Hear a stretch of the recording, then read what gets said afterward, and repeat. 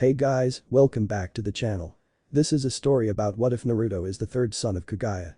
Before I start, please support for more amazing content and do consider subscribing to my channel and share this video with your friends. This is written by Kazito and link in the description and support writer. Let's start the video. Disclaimer. I don't own Naruto. Aka-san, Otu-san, can I train with you and Naruto and Mito? Asked a short kid dressed in black trousers with black ninja sandals and a black jacket with white lining over the arms and a couple on the back, forming an intricate pattern with a white shirt underneath and an orange whirlpool symbol on the front.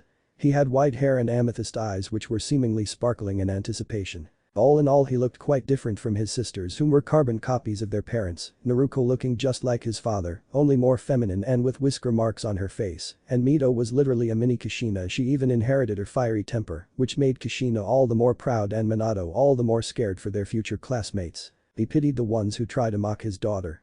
This was the young Naruto Namikaze Uzumaki. He was 6 years old and the oldest child, even if it was by only a couple of minutes the fact still stood. As for his request, you see his father, Namikaze Minato the Yondaime Hokage and his mother Kushina Uzumaki, started training his sisters 2 years ago and he wanted to train with them as well because he was frankly feeling left out. Ever since they had started training, Naruto found out that he spent less and less time with his family and more time alone in the house or just walking around without much purpose. He still spent time with them when they weren't training, although little it was still there until only half a year passed since they had started training. That day his parents had just totally forgotten about him and left him in the house alone while they went out to a festival. When they realized what they had done, they apologized to Naruto and promised to make it up to him, however that never came and Naruto decided he should take some measures. So Naruto decided to train and read all he could about shinobi and chakra. Even if he still didn't manage to unlock it yet, he was still pretty decent in taijutsu and was exceptional in academic knowledge. He thought that by learning he might be able to convince his parents to let him train with them and they'd finally be a family again. However, his parents still thought that it was too dangerous to train with his sisters after all. What if Naruto and Mito lost control of Kyuubi's chakra? It would be disastrous. Then an idea struck his father. What if he made him spar with one of them and after Naruto is defeated he'd tell him that he could train with his sisters when he can hold his own against them, otherwise they will start their training when he started the academy. Kushina wanted to gently placate Naruto, but Minato beat her to it just barely. Naruto, how about this? If you can win against Mito in a spar, you can train with them. If not, we will start your training when you are entering the academy. You have 3 tries on the course of this month. You can take them whenever you want. Minato knew he was being unfair in a way, but like this Naruto could see that it was too dangerous to train with them at the moment. Kushina silently asked him what was he doing and Minato reassured her that everything will be fine and that if anything happened, they would be there to stop them. I am sorry Naruto Oni-chan, but you can't win as you are right now. Please, I don't want to hurt you, Mito said as she got into a basic taijutsu stance. You'll be impressed Mito-chan with what I can do. That is, Naruto also got into a taijutsu stance, but this was a pretty advanced one, which made both Minato and Kushina raise their eyebrows in thought. Where did Naruto learn that stance from? The two clashed as Minato announced the start of the spar and surprisingly enough, Naruto was holding his own against his sister, even managing a couple of hits, but all that is good must end and Naruto soon got overwhelmed by his sister because of her sheer stamina. Naruto had lost but he didn't give up. He was able to keep up with her for some time before he was tired and began moving slower than usual, so he deduced that he needed stamina training. He gave his sister a wide grin and said, "Next time I will definitely defeat you Mito-chan, just you wait," Naruto said as he took off to get some training of his own done, leaving his parents shocked at his skills. They hadn't taught him anything, yet he knew some pretty advanced taijutsu stances. However, they soon shook their thoughts, dismissing it as just a coincidence. Maybe he had seen it in a book and somehow got it down. Yeah, that was it. Naruto ran to his secret training place, which was the forest behind their home opposite to where their family was training, and did some endurance training like laps or just push-ups until he collapsed. Naruto decided to take a break and leaned on a tree prepared to take a nap. Naruto's mindscape. Naruto awoke in a sewer-like environment with shallow water on the ground. He walked for some time trying to get a hold of his bearing, but got nothing. Eventually he found his way to an open space. He didn't get far before a hand on his shoulder had forced him to stop dead in his tracks.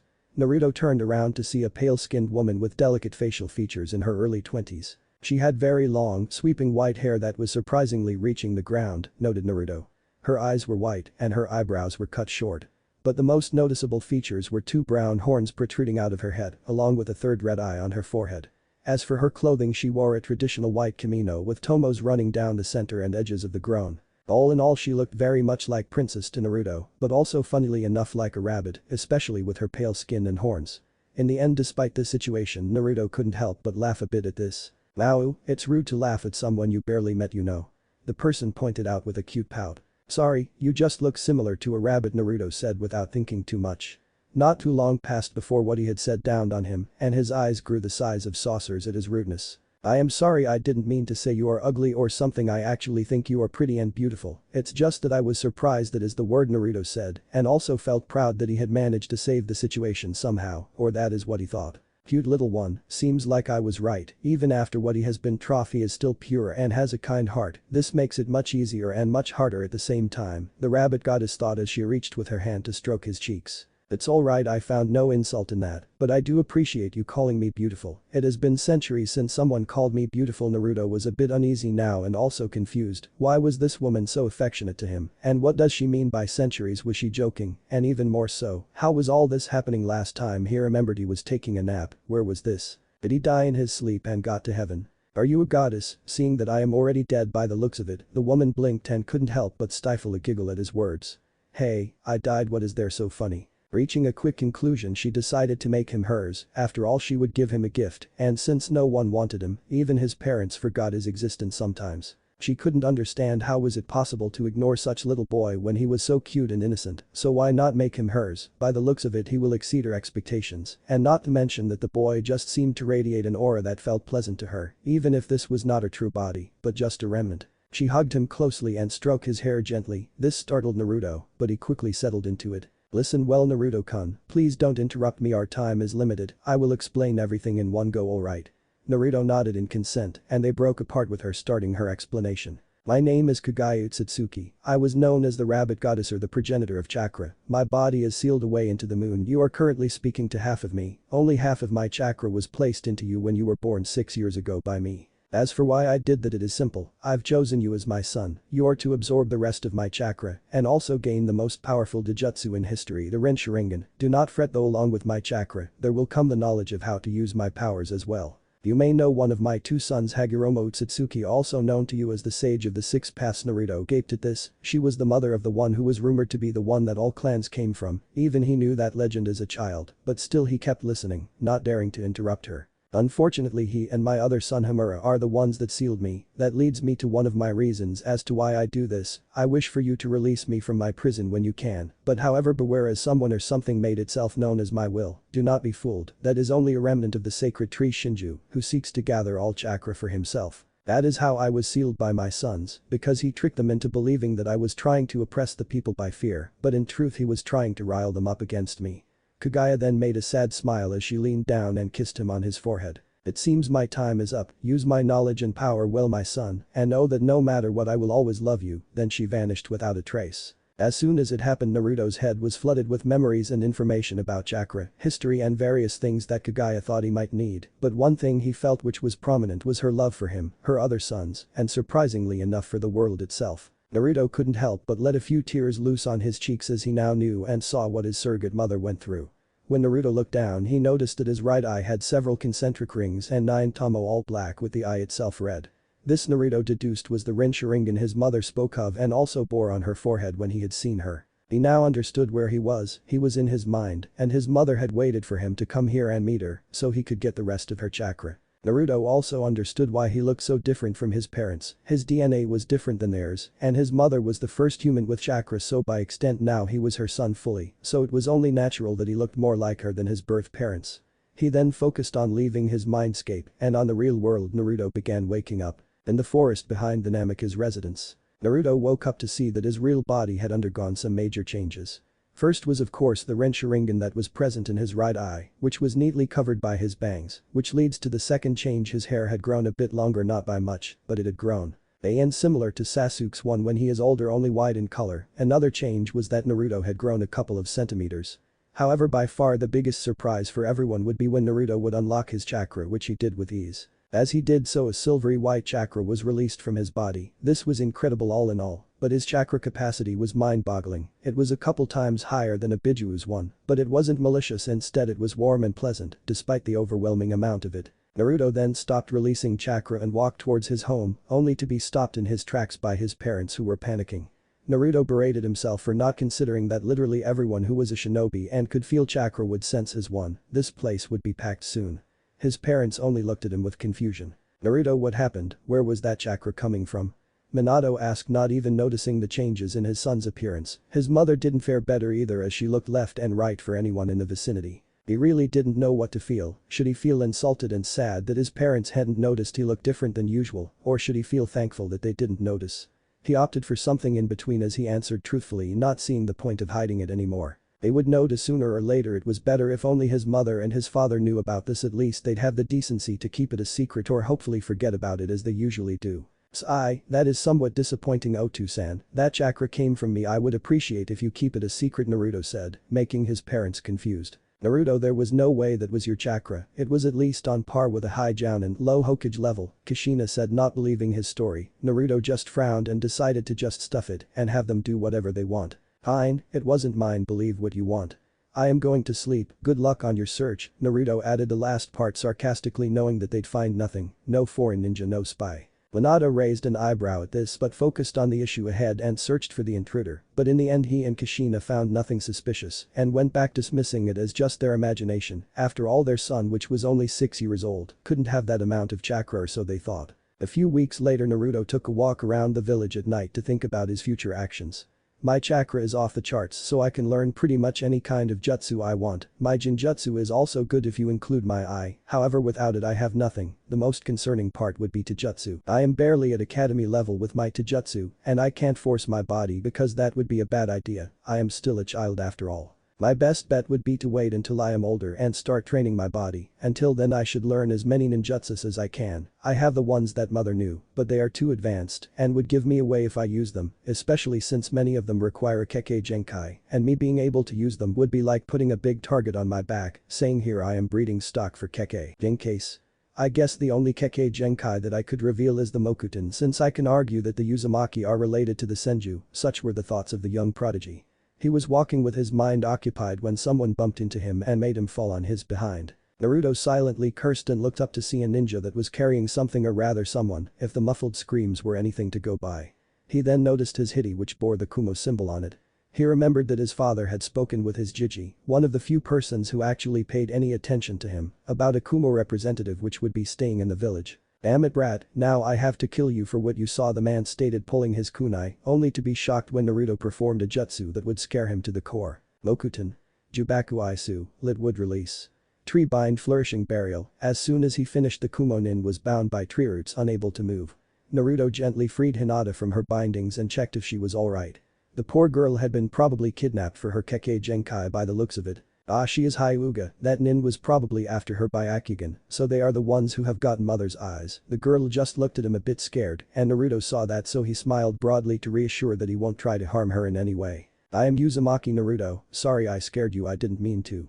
I only wanted to help. The girl blushed slightly at his straightforwardness, but managed to recover after a few seconds. My name is Hyuga Hinata, thank you for saving me. Naruto-kun. Naruto raised an eyebrow at her stuttering, but left it alone, as he assumed she was just shy. They only had to wait a minute as a couple of Anbu joined by Hiashi Hyuga and his brother Hisashi had arrived at the scene. They looked at the man trapped in the roots and were surprised. There was another Mokuton user. They thought that the Shadane was the last one, and Tsunade hadn't inherited it, so who was the one who possessed such a powerful Kekkei Genkai? Fortunately for them, their shock was concealed by their masks, and for Hiashi and Hisashi, it was normal for them to have emotionless faces, so hiding their emotion was easy when they realized it was a 6-year-old boy, and by the looks of it, he was the Hokage's son. Naruto-kun, we will have to take you to your father for this, he will want to know. The Anbu had a feminine voice and wore a cat mask over her face. Fine, let's go. See you later, Hinata. Naruto waved as he left with the Anbu woman, leaving the other two Anbu to bring the diplomat to their Hokage after they released him from his prison, of course. They arrived at the Hokage tower pretty fast and were now in front of the doors leading to his personal office. Hokage-sama, I have some new information for you, can I enter? The woman asked and got to come in from within the room. Minato noticed the young boy who was with her and raised his eyebrow at the woman. Why is my son here? Minato asked, confused at the presence of his own son. Hokage-sama, the information regards your own son Naruto. We found him with the Hyuga heiress when we were searching for her after she was kidnapped. When we found them, the perpetrator, which was the Kumo diplomat, was trapped by roots in what looked like a tree. I suspect that Naruto has the wood release Kekkei Genkai, so I brought him here. That is all Sir Cat reported, making Minato wide-eyed when he heard the words would release and Naruto. He turned to his son and looked at him impassively. Is it true, Naruto-kun? Did you use the wood release on that spy? Minato asked his son, who shrugged like it was nothing. Yes, I did. When I realized he had kidnapped Hinata, I immobilized him with a wood release jutsu. Is that a problem, Hokage-sama? Minato flinched a bit when he heard his son call him Hokage-sama, but let it go as he assumed he was just showing him his respect for his position. No, this is actually good, for the village at least. Katuel saw this. Minato asked his Anbu. Minato was slightly surprised to see a 6-year-old perform an advanced ninjutsu like that without much difficulty. Something was definitely wrong. Or, monkey, Hiashi and his Ashi Hyuga, and I presume the heiress as well, Cat reported without a flaw, knowing very well what the Hokage intended to do. Bring them to me. Also, as of now this is to be an S-rank state secret. You will tell no one about this, understood Cat? Yes, Hokage-sama. Cat left, leaving only the father-son pair in the room. Why didn't you tell me about this, Naruto? Minato asked, somewhat hurt that his son was keeping things from him and their family. You'd never believe me if I told you, Otu-san. Besides, does it really matter? I will only use this when I really have to, as it drains too much chakra from me. Naruto lied, conveniently not wanting him to know that he could actually make an entire forest without breaking a sweat. That would be troublesome. Somewhere a small Nara kid sneezed. I guess you are right. Well, you can go home now. Tell your mother I will be late for me, will you? Minato asked, knowing very well what Kushina was going to do to him later when he got home. He wasn't looking forward to it. She hated when he came home late or wasn't near the kids enough, but he was still the Hokage. Naruto at this got a huge grin on his face. Aka-san will beat you into a pulp if you are late. You do realize that, right? I know, Naruto, please don't remind me. Now go, Minato said, somewhat dejected, knowing that even if he was one of the strongest Hokage, he still had to face the wrath of Kushina, which would amount to 3 times the strength of all of the Hokage combined. He shivered at the thought, maybe he'd let him off the hook as this was an important matter. Naruto left silently chuckling at his father's misfortune. 1 hour later the council meets. What we are going to talk about here is to remain unknown to everyone else who isn't present in this room. Do you understand? Minato said with authority in his voice, to which everyone nodded. Minato prompted Kat to tell her report to them, and to say that they were shocked was an understatement. The civil council was going on about the Kra so they could breed the Mokuton, while the shinobi council was shocked, except for Hiashi, who already knew. Danzo, however, saw an opportunity and wanted to seize it at all costs. Hokage-sama, I would be honored if you permit me to train the young boy in the arts of the shinobi, Danzo said, concealing a smirk. If I can get my hands on him, the position of Hokage will be all but mine with a weapon such as him. I will not give you my son for you to turn into a weapon, Danzo. Any other questions? Minato asked, feeling this wasn't over. Homura and Kaharu stepped up front. Hokage-sama, I believe that Naruto will need to be trained by someone in how to use his Kekkei Genkai correctly. Then why not Danzo? He is one of our village's best, Kaharu said, much to Danzo's delight. Before he could rebuke them, however, the Sandaime Hokage, Sarutobi Hiruzen, came to his rescue. Though a bit unneeded, it was still appreciated. I think I can solve that problem. Why not let Tenzo train him? He is quite proficient using wood release. Hiruzen took a puff of smoke from his pipe, then continued, besides the boy is only 6 years old. You are asking a bit too much from him. I suggest we let Tenzo gradually teach him what he needs over the years. Starting from now. Hiruzen finished, making the two nod in agreement, and Danzo angry at him. That is a good idea. Any more questions? Minato searched the room until Tsume, the matriarch of the Inyazuka, spoke her concerns, and probably the most were wondering as well, how could Naruto actually have the wood release? He was in Uzumaki, not a Senju. Hokage-sama, I don't mean to insult you, but how exactly does Naruto have the Mokuton? The woman asked, making Minato sigh, as even he wasn't 100% sure of how Naruto actually unlocked it. The most probable cause would be because my wife is in Uzumaki. Since the Uzumaki were cousins of the Senju, it is possible that Naruto could awaken it. I have already called back Tsunade to look into this. She will arrive in a couple of days. Jiraiya-sensei assured me of this, and so the meeting went on, with the civilian side proposing ridiculous things, like breeding the Mokuton, thus proving they weren't paying attention at all. 3 days after that incident, in front of the Konoha West Gate stood a busty blonde with the kanji of gamble written on the back of her green coat, and besides her a woman in her teens holding a piglet. Home, never thought I'd come back here after leaving only for a month. I wonder how that brat Naruto is doing. Tsunade asked, more to herself than anyone in particular. I am sure Naruto-kun is alright, Tsunade-sama. I hope Kushina and Minato are taking good care of him, Shizune added, knowing full well that Naruto's parents had a tendency to forget about him sometimes, and that made him feel lonely. Well, let's get done with this and go visit him. The sooner we finish the faster I can visit my favorite godson, Tsunade said, walking towards the Hokage tower, intent on seeing her godson as soon as possible. In the Hokage office. Enter Minato said, glad that Tsunade had finally arrived. So why did you call me back, you brat, and make it fast? I want to go see Naruto, and the faster I am done with it, the better. Minato chuckled at this. Oh, the irony. Minato had called her back to check on Naruto since he had awakened the Mokuton, but she didn't need to know it was Naruto yet. I want you to do some tests on a particular person. He should arrive any second now, Minato said to Tsunade, who looked annoyed. That was what she was called back for. A check on a person, they'd better be important. If this is what you called me for, I am going to visit Naruto. When they decide to come, tell them I will check on them tomorrow, Tsunade said, prepared to leave when the door opened to reveal a young kid.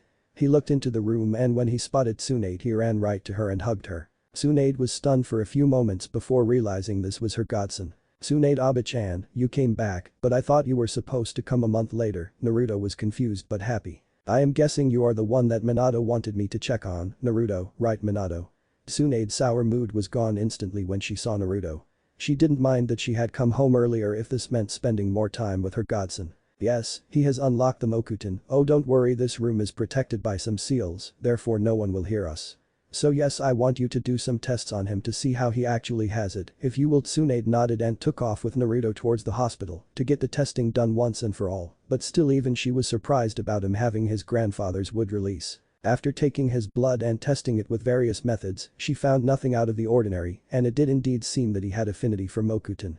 It was strange, but it made sense, so she didn't press the matter anymore. She was happy for her godson, even if by him having Mokuton it was basically like placing a big target on him. Tsunade was sure that she along with Uraya were competent enough to protect Naruto, not to mention his parents. 6-year time skip at the academy. Naruto was sitting at the last desk near the window alone as usual. A lot happened in the 6 years that had passed. For one, his Taijutsu had improved to low chunin, possibly mid chunin. His ninjutsu was the best by far, as he could literally learn anything in the span of a day, and that was if the jutsu was complicated. If not, it would take him only minutes to learn it. His ninjutsu on paper was crap, however Naruto was actually good at ninjutsu, he just preferred not using it. Tenzo taught Naruto about the Mokuton, not that he needed to, and if you go by his reports he was fairly skilled at it, for what they knew at least. His appearance was more and more like his mother by the years, his skin got paler, and his hair was miraculously still at the same length. He also got taller, so now he was 156 centimeters. He was wearing a black coat with 9 white tomo on the back with a dark blue shirt underneath, black anbu pants and dark blue ninja sandals. He had gotten his clothes custom made for him with the money he had saved for 2 years, as he wanted something to represent him better. It had been expensive, but it was worth it in the end, as the outfit fit him like a glove, and he had gotten a deal from the owner to make him a couple of duplicates in larger sizes for when he was older. His family situation was pretty much the same, everyone basically forgetting about him most of the time, which didn't surprise him that much, but he just left them be because, frankly, he stopped caring a long time ago. After all of this, he still didn't hate them. No, he still loved them. Naruto just gave up on trying to make them see him, that is all. Now on the day of the graduation, he stood awaiting his turn, tuning out the formalities and everything Iruka was saying until the time came to call the students to take their test. Naruto heard the names of some of his colleagues who were from clans such as Nara, Akimichi, Yamanaka, Hyuga and so on. Naruto didn't care that much for making friends or getting Rookie of the Year girls, he had one goal and one only. For that he only needed to graduate, not to be top of the class or make friends. The only people he actually talked to when they talked to him were Hinata or his sisters, the latter a little bit more forced. He also frequently napped during the classes, which irked Iruka to no end, but when he'd ask Naruto a question about it, he'd surprisingly know more than the book said. A good example of this was when Iruka had asked him what a taijutsu is. Flashback: no jutsu. Iruka had caught Naruto sleeping during his class yet again and decided to teach him a lesson. Naruto. He screamed at the top of his lungs, unconsciously activating his big head no jutsu, which made the students laugh at Naruto for being scolded again. Naruto just yawned, looking at his sensei like he was bored out of his mind. What the hell does he want now? I was having a nice dream and he had to wake me up. TSK. What is it, Iruka-sensei? Naruto asked, clearly uninterested in what his sensei was teaching. Naruto, since you slept while I was talking, that means you know about taijutsus and what they are, so why don't you enlighten us? Iruka inwardly praised himself for finally getting the brat with something he surely wouldn't know. Taijutsus were taught only in clans, and basic knowledge would be given only in the academy. Do I have a choice? Naruto asked, only to get an angry look from his teacher. Fine, I get it. In this room there are 2 out of 3 known examples of taijutsus. First, the Byakugan, possessed by the Hyuga. The Byakugan gives the user a near 360 degrees diameter field of vision, with one blind spot at the back of the neck above the first thoracic vertebra. It can penetrate through most solid objects. That does mean, my dear colleagues, that a Hyuga can actually measure your cough asset, let's just say. Anyways, back to the point, the Byakugan also lets the user see one's chakra and chakra system, complete with it all. The Tenketsu can also discern Genjutsu when it's used and tell clones apart. Now on to the Sharingan. It grants the user the ability to see chakra, use some advanced Genjutsu, and also annoyingly enough to copy techniques. Now I am sure Broody here by the name of Sasuke wants to know how to unlock the Sharingan.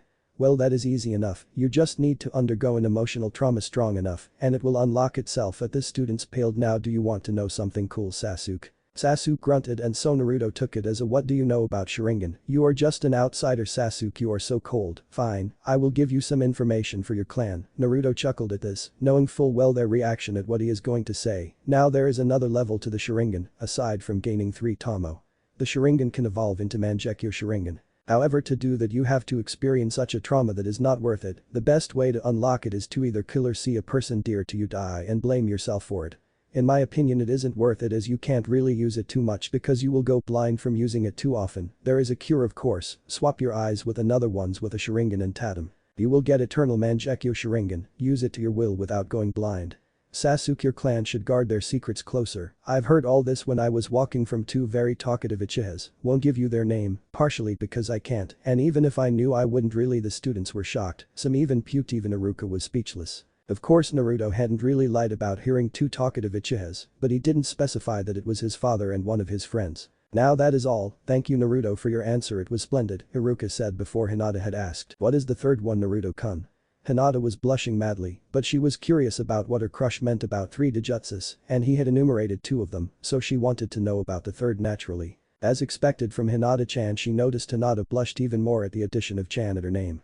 Indeed, I said in this room there are 2 out of 3 known Dijutsus, the Sharingan and Byakugan. However, the third Dijutsu puts those 2 to shame. This made Sasuke scream in outrage. A Dijutsu better than the Sharingan? What was the dope talking about? While Iruka just raised an eyebrow at this, not knowing where he was going with this. What do you mean, Naruto? Asked Iruka, genuinely curious. Well, simple, Iruka-sensei. The third Dijutsu is known as the Rinnegan. Not many know about it, since it is supposedly only a legend. Their nickname is the Eyes of God, and for a good reason too. The Sage of the 6 Paths possessed a Rinnegan, which of course is also a legend. I don't know that much about the Rinnegan, just bits and facts really, stuff like it grants the user all affinities known, water, fire, earth, wind, lighting and even gravity. They really are the eyes of God in a sense, but as I said, they are only a legend because no one has ever seen them ever, so it is basically a myth. No need to concern yourself, Sasuke, your precious Sharingan is fine, it is still tied with the Byakugan. That is all I had to say, sensei, now I will resume my sleep if you will. Good night. And with that Naruto fell asleep once again, leaving an angry Sasuke behind with his fan club angry at him as well, while the rest were surprised at the information Naruto possessed. Flashback: no jutsu release. After that he was called in by his father for a meeting with the 2 heads of the clans, and he had to explain from where he knew all that information. Naruto had said that he just heard some people talk about it and the rest was from books. Which wasn't entirely a lie, he had learned about them from books and the rest he did heard from someone, so it was the truth, only not all of it. Then he heard his name being called. Naruto Namek is Uzumaki. He got up and went in to take the test, intent on finishing fast, then go home for some training to expand his chakra levels. First perform Kawarimi no Jutsu. Naruto replaced himself with a log just before the kunai had hit him. Good, now make a clone, or how many you can make, Iruka said, looking at Naruto expectantly. Page Bunshin no Jutsu. Naruto made 4 clones of himself and dispelled them when the teacher gave him the okay. Congratulations, you pass, take your hitty and wear it proud. Naruto wrapped it around his left arm and turned to leave when he was stopped by Iruka's voice. Naruto, where did you learn to make Kage Bunshins? Iruka had asked. Since this was considered a B-rank technique, yet Naruto made 4 shadow clones with ease. I learned it when I saw Mito and Naruto do it, so I just copied the hand signs. If I have to say though, I can probably make 10 shadow clones without collapsing. More would be too much for me. Iruka looked at his student impressed.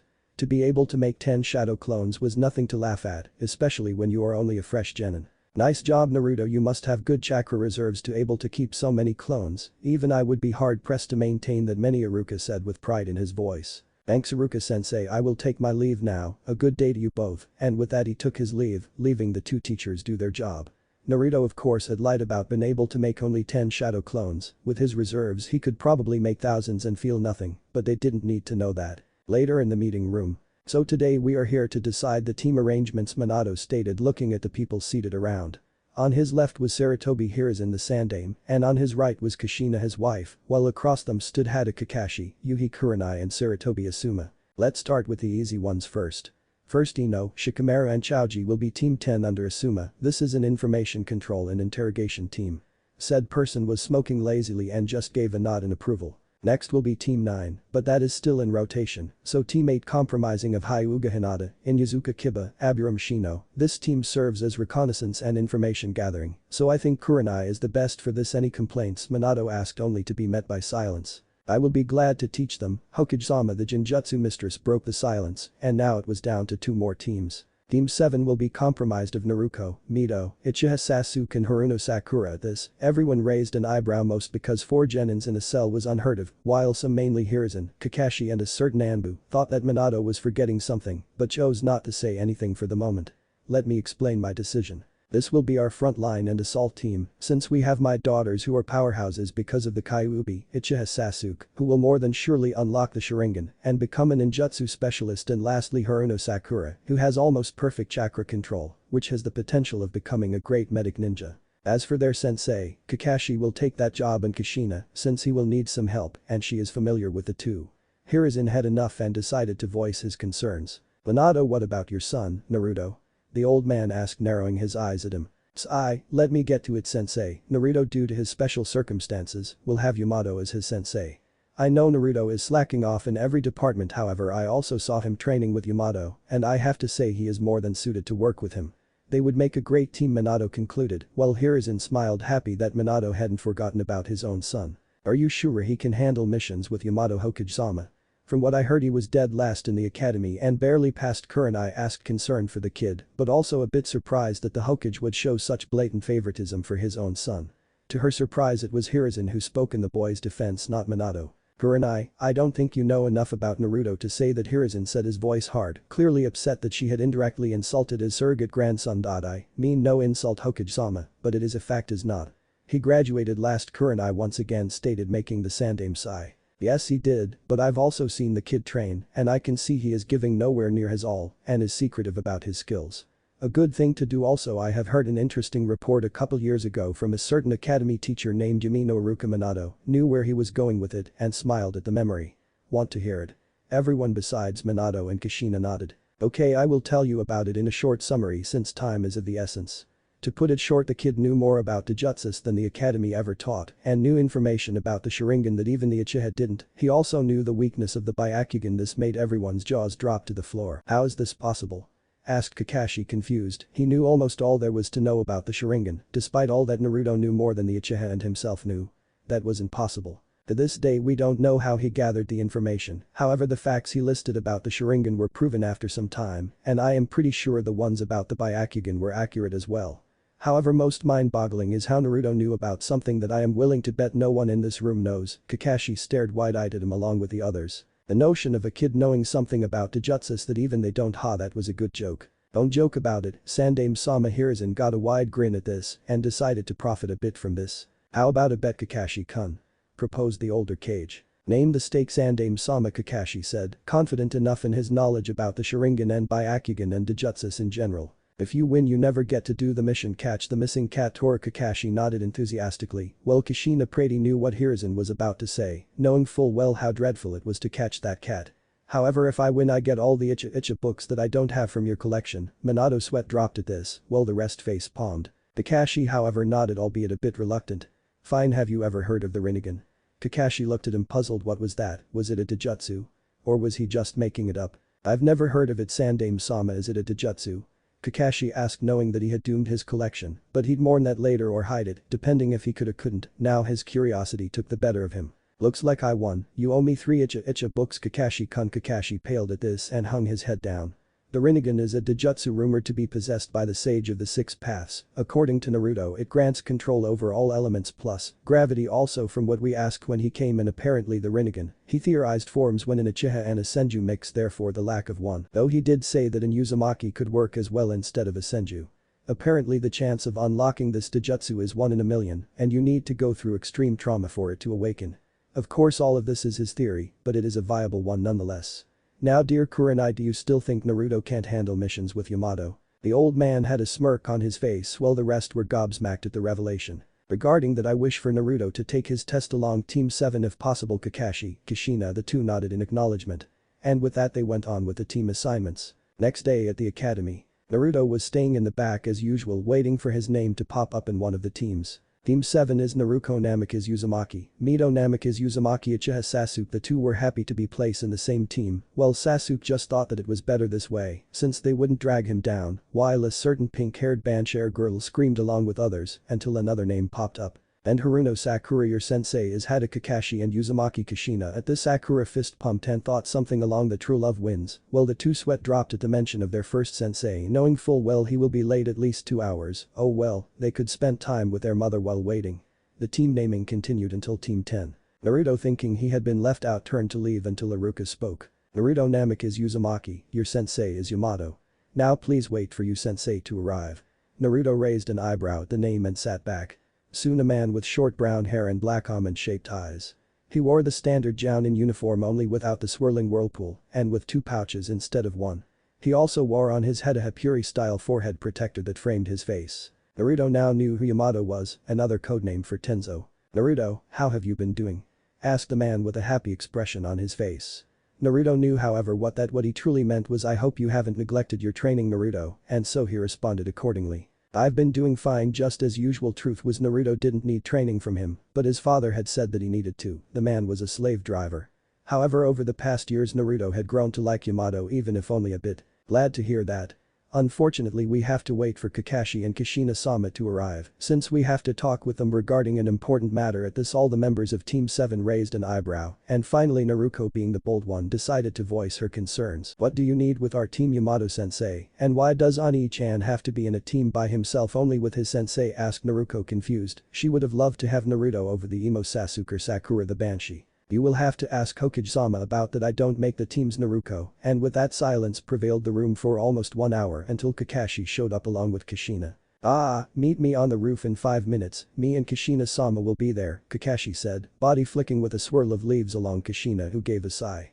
Not too long after that the same happened with Naruto and Yamato, leaving the 4 freshly genin to walk to the roof. 5 minutes later on the roof. Now that we are all here, we should start by introducing ourselves Kushina said, glaring at Kakashi slightly for his tardiness. She'd have to fix that. Aka-san, what is Naruto Ani-chan doing here? Isn't he supposed to be in a team with Yamato-sensei? Not that I mind really.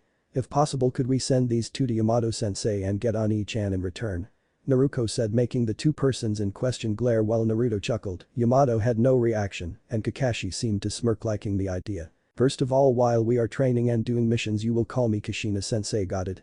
She nodded along with her sister. Secondly no, and besides you are being rude to your teammates, and as for why Naruto-kun is here, that is for the end. Now start introducing yourself. And Kakashi-sensei start first, to give us an example Sakura said, well everyone mentally face-palmed at that. My name is Hada Kakashi, my likes are not your business, my dislike don't concern you. My hobbies are many and for my dream, well let's just say I have a dream. Next Kushina-sama, everyone sweat dropped at this while Kushina sighed. So all we learned was his name. All of the ones present thought at the same time. My name is Kushina Uzumaki, my likes are ramen and my family, my dislikes are arrogant people, along with people who badmouth my hair. My hobbies are training with my daughters and other things among many, my dream is to see my kids marry and be happy, Kushina said with pride. Next Yamato, since you are a sensei as well, Kakashi said only for the person in question to say I passed. This made Naruto chuckle at the antics of his sensei. Anyways next is Pinky there. My name is Haruno Sakura, my likes are looks toward Sasuke, my dislikes are Ino Pig and people who insult others for no reason. As for my hobbies, glances at Sasuke, my dreams are looks again at Sasuke and screams lightly. Great, I have a fangirl in my team. Both Kushina and Kakashi thought at the same time. Next Breedy over there, enlighten us please, Kakashi said sarcastically, to which Sasuke scoffed. My name is Uchiha Sasuke, my likes are tomatoes and fighting strong opponents, my dislikes are ignorant and power-hungry people. My hobbies are training with Itachi Nai, and my dream is to rebuild the Uchiha clan. Sasuke had taken pretty well the massacre of the Uchiha clan, though it was given that he had accidentally overheard his father speak about it and told his older brother Itachi, who unfortunately killed all the clan excluding his mother and himself, since they had nothing to do with it. This was a SS rank secret and to the public it was told that the massacre was done by an unknown nin, that way Itachi could stay with his little brother. Itachi was grateful to Naruto for telling him about the after effects of Mangekyo Sharingan, so he wouldn't go blind. He was certain that he'd notice eventually, but it would probably be too late for him by then. He is taking the massacre better than I thought he would. Well, that is one less problem to solve, Kakashi thought. Next the blonde there, Kushina glared at him for the remark but said nothing, for now at least. My name is Namikaze Uzumaki Naruto. My likes are ramen and my family. My dislikes are the time it takes to cook ramen and people who insult my family. My hobbies are training with Aka-san and Otu-san and pranking. My dream is to become Hokage Databeo. Kushina smiled at her, then prompted Mito to go next, as she feared that if Kakashi said redeed, he'd pound him into the ground. My name is Namikaze Uzumaki Mito. My likes are my family and sweets. My dislikes are people who insult my family, arrogant people, and a certain orange book that I am sure Aka-san hates as well. Kakashi knew that this was a silent threat and noted to himself to be wary around Kushina and Mito. As for hobbies, I like reading and training. My dream is to become an accomplished kunoichi much like Tsunade Abe-chan or Kushina-sensei. Next, you with the book. Naruto looked up to see everyone look at him expectantly. Alright, though you probably already knew this and don't really need to know this, but whatever.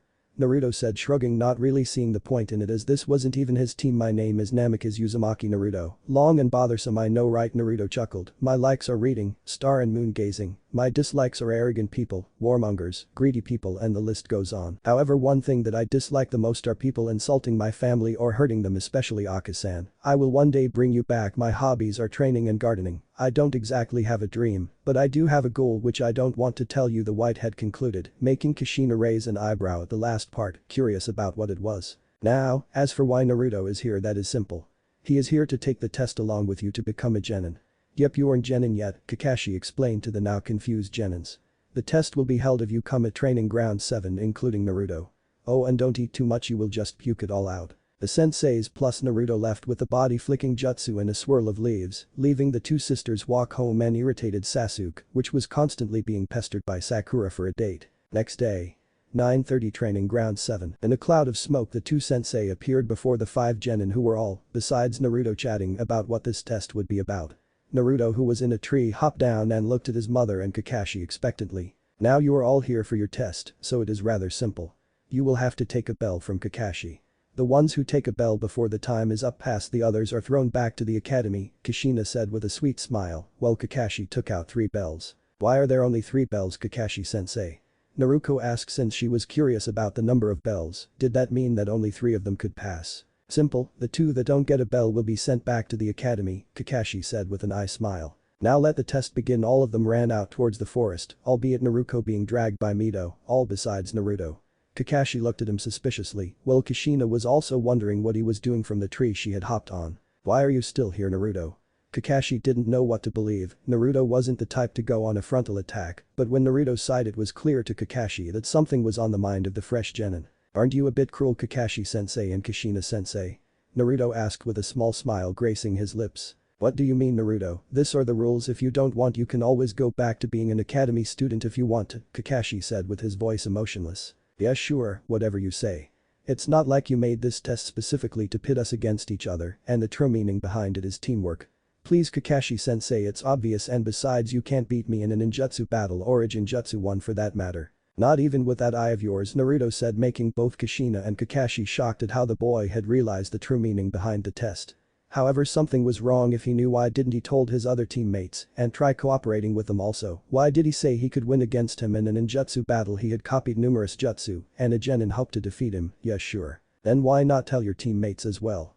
Kakashi questioned the boy in front of him. Simple, Mito-chan already knows, and Naruto smirked. I want to fight you, Kakashi-sensei, and this is the perfect opportunity. You might want to use that eye of yours. This will get ugly, Naruto said, making the necessary signs for a fire jutsu.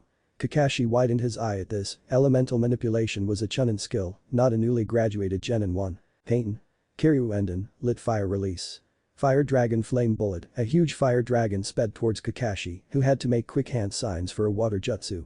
Suiton. Suryuiden no jutsu, lit water style. Water dragon bullet jutsu. The jutsus clashed, cancelling each other, but before long Naruto made hand signs for a wind jutsu by the looks of it. Gyuten. Tatapa, wind release.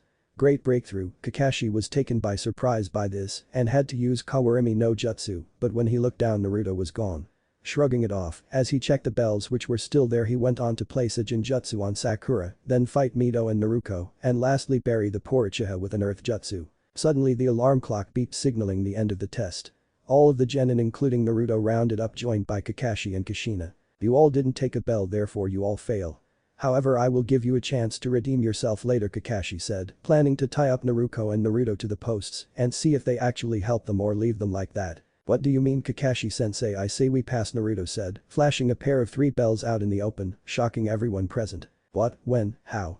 Kakashi blurted out. Simple, that wind jutsu was just something to direct you where I wanted to, then I placed you under a Jinjutsu and also Kushina-sensei, and took the bells replacing them with pebbles.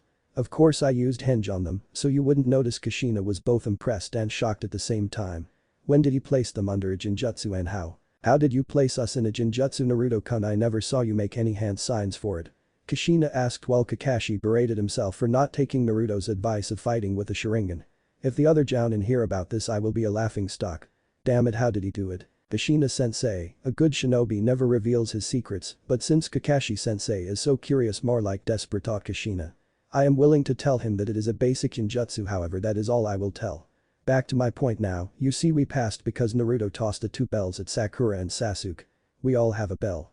Naruto said, leaving Kakashi confused. So that means your sisters go back to the academy, Naruto? The 2 in question looked sad, but not for long. Heck no, it was boring as fuck, I won't do that to them. It's simple really, I said we all have a bell, therefore me, Naruto-chan and Mito-chan are sharing this bell. Naruto held it up for Kakashi to see it, making the 2 sisters smile and Kushina giggle at his cunning nature. You all pass, luckily so. If not for Naruto, who understood the true meaning of this test, which was teamwork, you would have probably failed. Oh well, from tomorrow you will all start doing missions. Of course Naruto will do them with his sensei, but we will do ours as well.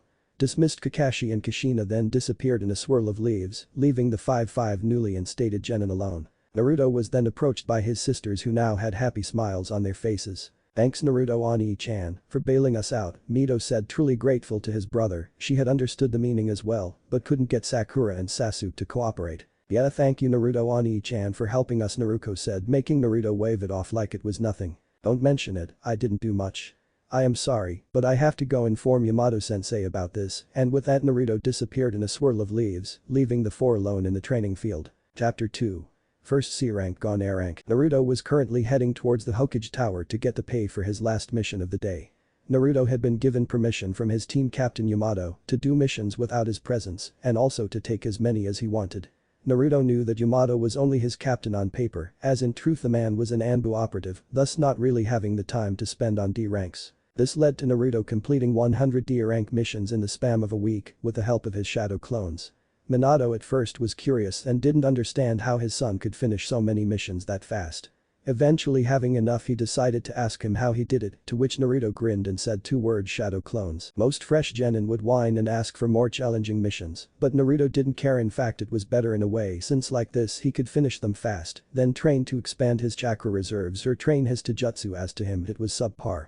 Naruto got there fast and entered intent on getting his pay for today's last mission. Instead, he heard his sister Naruko shout out in outrage. I am tired of these boring chores. Otu-san, can't we get a more exciting mission like escorting a prince or some royalty? Everyone sweat dropped at the comment. Naruko, everyone has to do a certain number of D ranks before their sensei thinks they are ready for a C rank. Minato sighed, knowing he was going to get a headache from the council for what he was going to say next, but continued anyway. However, since you performed the minimum of D rank missions, I am willing to give you a C rank that just came in if Kakashi approves, of course. Minato finished making the fresh genin look at Kakashi expectantly. Kakashi was lost. On one hand, he was bored of the D ranks himself, but this gave him ample opportunity for his reading material. On the other hand, a C rank will give his genin's experience and also get Naruto off his back for some time. Kakashi then noted Naruto standing at the door looking at the exchange between them happen and got an idea.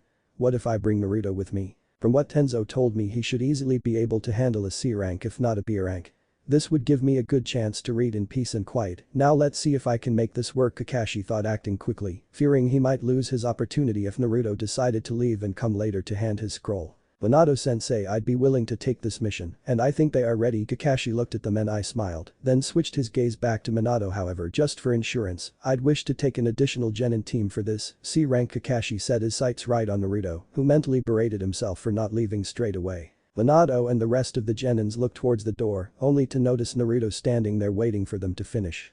Minato smirked and nodded at this, understanding Kakashi's point. Alright, the genin team assigned to you will be Team Yamato. However, since Yamato's on a special mission, only Naruto will come with you, as he is the only genin of his team, Minato said, making the genins raise an eyebrow at this. Will all of them besides Naruto, who was too happy to get a C rank to notice anything around her anymore. Oh fuck. Now I can't train anymore, damn you Kakashi and your stupid addiction to that porn, Jiraiya writes. Naruto thought while on the outside he sighed in defeat. Yes, Hokage-sama, however is this really necessary? Naruto asked, not completely sure why was he even needed. After all, Team 7 had 2 Jounin, one of which possessed a Sharingan, while the other is an S-class nin. Not to mention 2 Jinchuriki trained by the same S-class nin and by the yellow flash of Konoha, the man who had made the bingo books with a warning that said do not engage. In case you meet him on the battlefield, flee on sight, and also an Uchiha. So therefore, what was the need for him anymore? Wasn't that overkill? I know what you mean, Naruto, but it's always good to take additional precautions. Also, Kushina won't be back on time since I have sent her on an important mission 2 days ago. She won't return after another week. Minato sighed. He would have wished that Kushina hadn't insisted on taking that S rank, but it was something concerning her daughters, so he knew she wasn't going to sit by and do nothing. I understand, Hokage-sama. I will work with Team 7 on this mission, Naruto said while thinking about ways to train. He was thinking about making a shadow clone, then take off and train in the other dimensions, that way they won't tell he was gone. And I am referring to the ones where Kaguya had transported Team 7 along with Obito. Alright, bring the client, and Minato ordered without further ado. As soon as Minato had finished his sentence, an old man who looked like he had drank too much stepped in, eyeing the Genins and Kakashi. After a quick review of the people who were going to protect him, the man scoffed. This brats and that Cyclops there are supposed to protect me? Ha, don't make me laugh, the man had arrogantly said, making Minato eye him dangerously along with Kakashi, while Naruto just stood impassively waiting for the old man to finish his rant. They look like they can't hurt a kitten, especially the short one with blonde hair, she looks like a midget. That seemed to struck a chord since Naruto had lunged at him only to be restrained by Mito. The other 2 genin weren't faring much better as Sakura literally screamed bloody murder in her mind at the old man for insulting her Sasuke-kun, while the Uchiha thought something along the lines of how dare that filthy old man call me useless, I am an Uchiha, an elite amongst the elite. Trust me, Tazuna-san, they more than capable to protect you. Now please introduce yourself to the team. Minato's voice was strained, barely holding his anger back. He was the Hokage, but he was also the father of the supposed midget. Lucky for him Kushina wasn't there, she would have literally pounded him into the ground for that remark. It looked like Mito was thinking about doing that, but restrained herself. Fine, if Hokage-sama says so. I am Tazuna, veteran bridge builder. You'll be risking your life and limb and guarding me to the max until I return to my country to complete my bridge. Tazuna said matter-of-factly. Meet me tomorrow at 10 a.m, sharp, Kakashi informed the Genins, and they all got to packing their necessities. Minato and Kakashi had a bad feeling about this mission that they couldn't just shrug off. Something was wrong with the old man, he seemed almost desperate. Next day, 10 o'clock, in front of the Konoha gates. Naruto, Mito and Sakura all gasped seeing Kakashi actually on time for something. This was a miracle. The man rumored to be late for his own funeral was actually on time for something. Naruto just looked at the sky impassively while Sasuke was in his usual brooding mode, basically his default mode. Kakashi sweat dropped at his student's antics. Was he that bad? Kakashi-sensei, what happened? How is this possible? You're actually on time? Naruto asked disbelievingly, voicing the opinions of everyone present. Naruto, I am on time for all C rank and above missions, Kakashi said, not taking his eye of his precious book. In his eye, those books were pure art. Tazuna also arrived half an hour later, irritating the team with his tardiness. However, since they were used to their sensei usually being late 2 hours minimum, Team 7 considered this acceptable. Okay, now that we are all here, let's head out, Kakashi said, and slowly they started making their way to the land of waves. The trip was mainly uneventful, with only light chat going on between Sakura and Tazuna, with the occasional remark from Naruto. That is until Naruto had noticed a puddle of water. A Jinjutsu, that is pretty stupid, it hasn't rained in weeks and yet there is a puddle in the road. Why not stick a goddamn orange suit and place a sticker on your back saying hey I am here, kill me now? That would be less conspicuous than this, Naruto thought, waiting for their move. He didn't have to wait long as they first went for Kakashi, trapping them with their chains. Kakashi waited for the opportune moment, then used Kawarimi, replacing himself with a log just before being slashed into pieces. Naruto, noticing them, acted quick, creating a few shadow clones to overwhelm the two, while Mito drew her sword and charged out as well. The two fought quite well as a team, knowing when to strike. Naruto, knowing her sister would follow in, had created those clones to keep the two at bay, while Mito either killed or immobilized them. The two enemy ninja made quick work of the clones but had been trapped by a shuriken and a kunai thrown by Sasuke that had been lodged in the middle of the chain connecting their two hands. Therefore Mito made quick work of them, slashing the hands that were connected to the chain. They didn't have much time to react as they screamed in pain at the now missing limb. Naruto watched all this silently, yawning. They were probably only chunin by the looks of it. Even if it was true that his taijutsu wasn't anything to marvel at, his ability to react or his speed weren't something to laugh at. If he'd have to say, he'd beat Guy in a battle of speed and sheer force, but Guy would topple him on sheer taijutsu technique. Soon Kakashi was back into view and smiled at his students, proud for the way they handled the situation. He then quickly got some information from the now-no Demon Brothers and found out they were aiming for Tazuna. After getting a death glare from Kakashi, Tazuna had promised to explain everything to them once they were on the boat. Tazuna had kept to his word and revealed that he was indeed targeted by missing nins who were apparently hired by Gato, an underworld criminal who extorted people. Tazuna explained how Gato didn't want the bridge to be finished because that would basically cut them loose from the chains that bound them to make trade with him. After a careful deliberation and voting, they decided to continue the mission. They soon hit land and headed towards Tazuna's house. During this, however, Naruto sensed something in one of the bushes and threw a kunai only to scare a little white bunny. Seeing this, Tazuna and Sakura yelled at Naruto for scaring them when it was actually just a little bunny. However, the smarter ones from the group, meaning Naruto, Kakashi and Mito, had noticed that the so-called harmless animal had white fur when winter had passed, which was odd. This could mean one thing: he was a nin's pet animal for a replacement technique. Kakashi sensed the impending danger and warned the genins and their client. Heads down. Kakashi prompted Sakura to the ground while Sasuke did the same to Tazuna.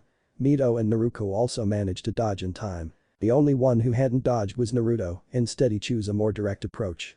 He caught the sword with his right hand, stopping it in tracks, making everyone's eyes widen in surprise.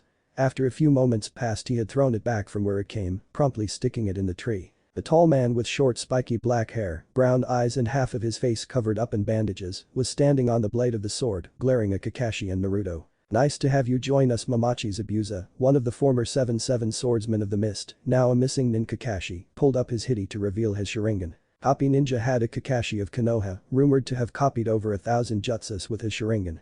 "I will be honored to kill you," Zabuza said, getting down along with his sword and landed on the water surface, standing on top of it. Kakashi was about to order his genins to step down and protect Tazuna, however he was stopped by Naruto, who looked at Zabuza with a boring look on his face. It surprised Kakashi to see Naruto so relaxed, while the others tensed further under the pressure. Yes, swordsman of whatever, can we get this done with already? I have some important things to do," Naruto said, while yawning to emphasize his point. Kakashi looked like Naruto had grown a third eye on his forehead. Didn't he know that this was a powerful enemy that he couldn't hope to measure up with? It was beyond impossible for him to fight Zabuza. A sudden mist enveloped the place, and one couldn't see nor sense chakra in it by the looks of things. All but Naruto he could see clearly and also feel his chakra, because no matter how much you try, you can't erase all chakra from your system. That would kill you, as chakra is necessary to live. Naruto couldn't help but chuckle as he thought of a way to make up for the time he had lost. 8 points. A voice echoed within the mist. "What is it?" Sakura asked, dumbfounded. "The larynx, spine, jugular, lungs, liver, vein, collarbone and heart. Now which vital organ do you want to get struck at?" Zabuza asked, making the genin restless. Naruto and Mito tightened their grips on their kunais, while Sasuke looked ready to commit suicide from the bloodlust, and Sakura was pretty much a statue with a kunai in her hand. Naruto finally got sick of waiting around and went for the assassin himself. "Beat this Raiden. Racer Uiden no Jutsu, lit lighting style."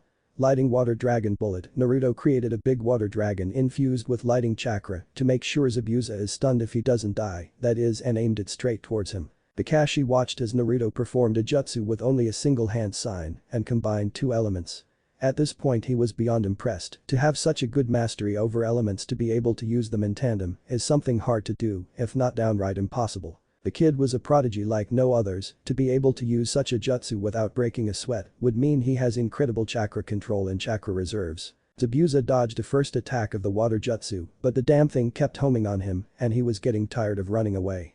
Zabuza then changed his plans from taking out first Kakashi to taking out the brat. He made some water clones to take care of the one of ninja. Naruto saw 2 water clones charging at him, ready to slash him to pieces. The normal eye wouldn't even see them get close to him, however to Naruto it seemed slow, it was like they were moving in slow motion. "I want to play that way," he inhaled deeply, then Kaiten.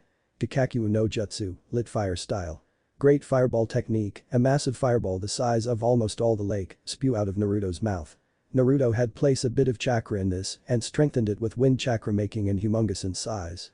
The clones were obliterated to nothingness, as was some of the landscape, unfortunately. Zabuza had managed to body switch with the poor rabbit, which was by the looks of it and size of the jutsu charred beyond recognition. Zabuza soon saw an opening and went in for the kill, swinging his sword with all his might. Little did he know that would be a fatal mistake. Naruto knew Zabuza was coming straight at him, therefore he turned and caught his sword in between 2 of his fingers. A smirk made its way across Naruto's face, seeing Zabuza's look when he stopped his sword nonchalantly. Naruto acted quickly, grabbing his face and pounding him into the ground head first, making the nin lose his consciousness in a new crater. Naruto then began to suck off his chakra and add it to his quickly, so he wasn't noticed by his teammates. However, he was stopped by two senbon striking Zabuza's neck in such a way that it looked like he was dead, the key word being looked, as he was still alive. "Thank you for helping me kill him. I have been chasing Zabuza for a while now." A lookalike hunter nin made his presence known and slung Zabuza over his shoulder. "Why don't you cut his head here, Hunter Nin-san?" Naruto inquired, having a feeling that the one in front of him wasn't what he seemed to be, and he was proven correct because the next second the man body flicked, escaping with Zabuza, who was still alive. "Should have just killed him as soon as he made himself known, or better, while he was observing us fight. Well, at least I got some chakra from Zabuza. You win some, you lose some, I suppose. Whatever, I guess I can live with it," Naruto thought, while he rejoined the other stunned ninjas, along with their client. "Naruto, how did you just use 3 different elemental jutsus? I saw the fire one and knew about wind and earth, but lighting. How are you exactly able to use all 5 elements? Even I can use only 4 of them," Kakashi said, awe evident in his voice. "I don't know, I just can. I never tested my chakra affinity." Naruto didn't outright lie, after all he had never tested his chakra affinity before. "How about when we get to Tazuna-sen's place we test your affinity?" Kakashi finished with an eye smile after he had covered his Sharingan eye. "Kakashi-sensei, can we also try?" Sakura asked, hoping that she could impress Sasuke by getting a good element, while the former just grunted in acknowledgement. "Sure, why not? Now come on, let's head on. Lead the way, Tazuna-san," Kakashi said to Tazuna, who was spacing out due to the strength of a brat who wasn't even half his age. Yeah, sure, this way." Tazuna managed to get out the words, leading them to his home. When the team arrived at their destination, they were warmly greeted by the bridge builder's daughter, who thanked them for keeping her father safe. Her name was Tsunami, and she had a son whose name was Inari. Inari was rude towards the ninjas, telling them to give up and go home because they will never beat Gato and only die in the process. They let him be for the time being as he was still a kid, and it did made some sense to be scared of someone who has oppressed you for some time. In the first day they just rested, only for the next one to be heading out in the woods for training against the next encounter with Zabuza. Apparently Kakashi agreed with Naruto that Zabuza was probably still alive and kicking by the looks of how the lookalike hunter nin handled the situation.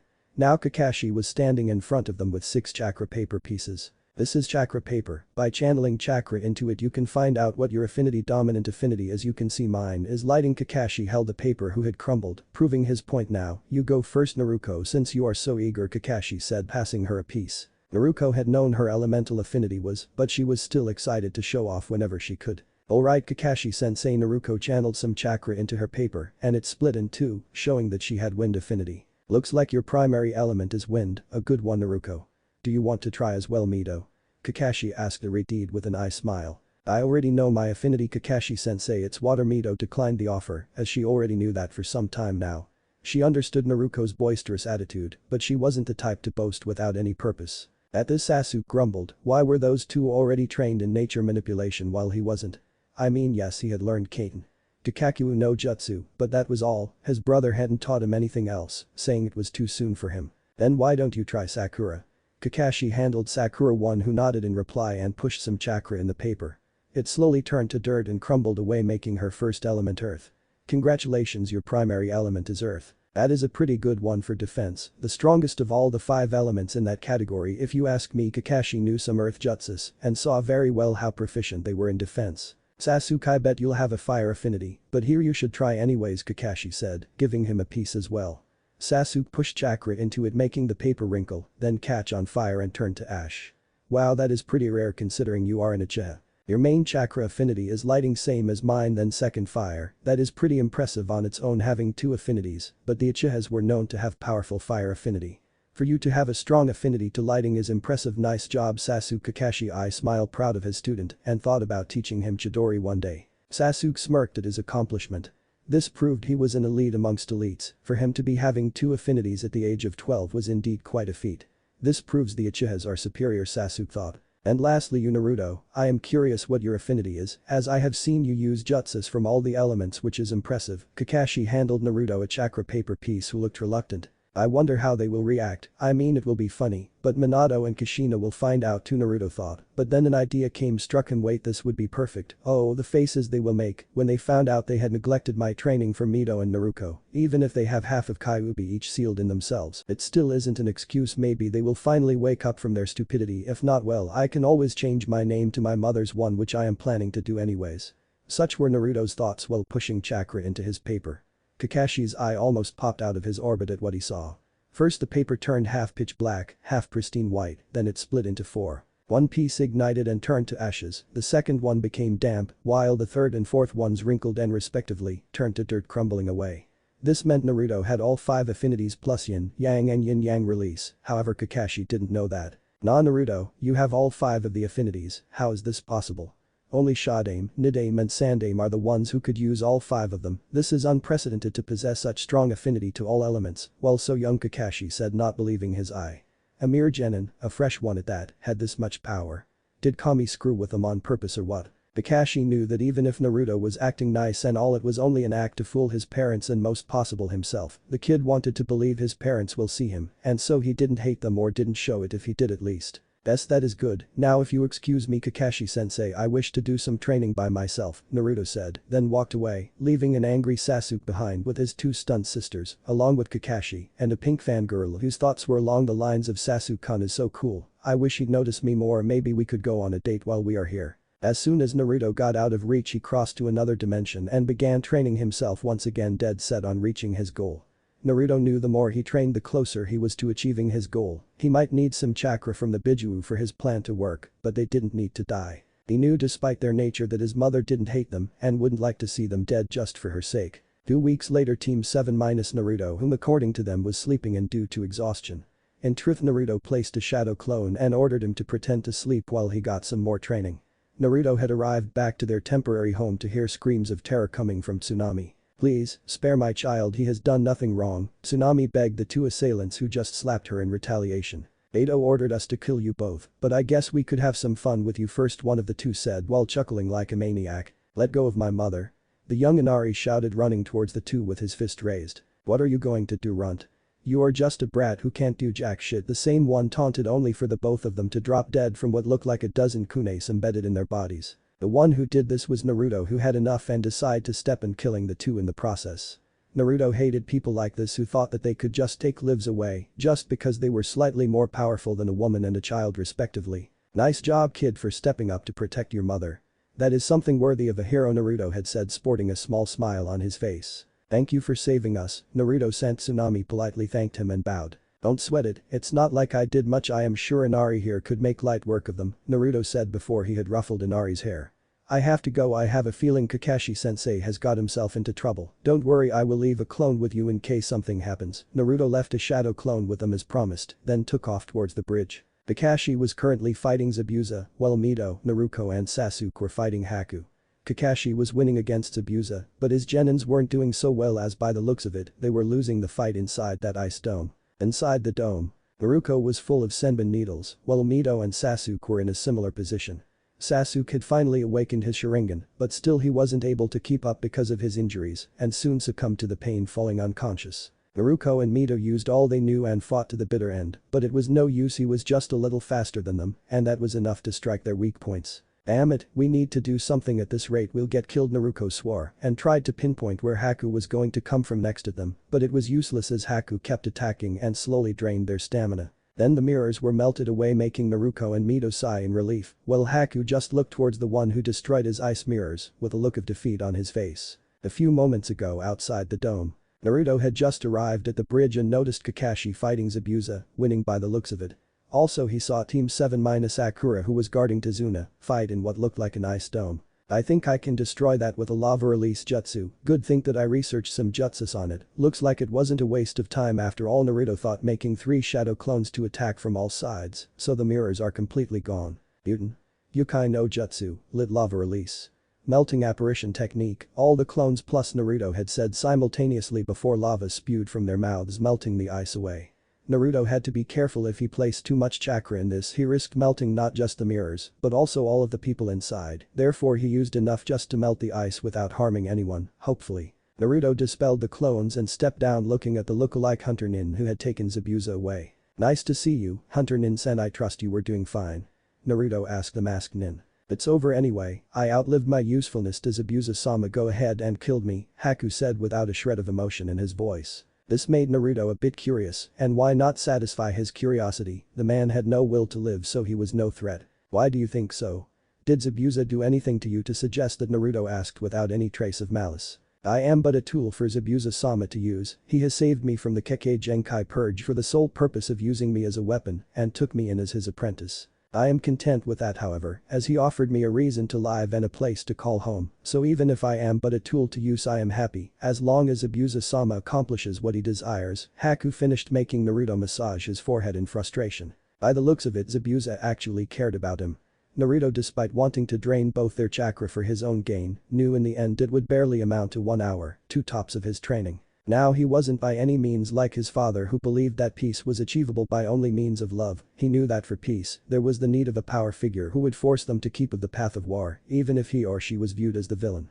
That said, he didn't slaughter just everyone. If he could and they deserved, he'd spare them. That is what he thought was right. Now if someone with untrained eyes would look at this scene, they'd certainly say that Haku deserved to die along with Zabuza. Naruto wasn't someone like that. He knew that the Hunter Nin look-alike targeted only non-lethal spots on his teammates. That gave him points in his book.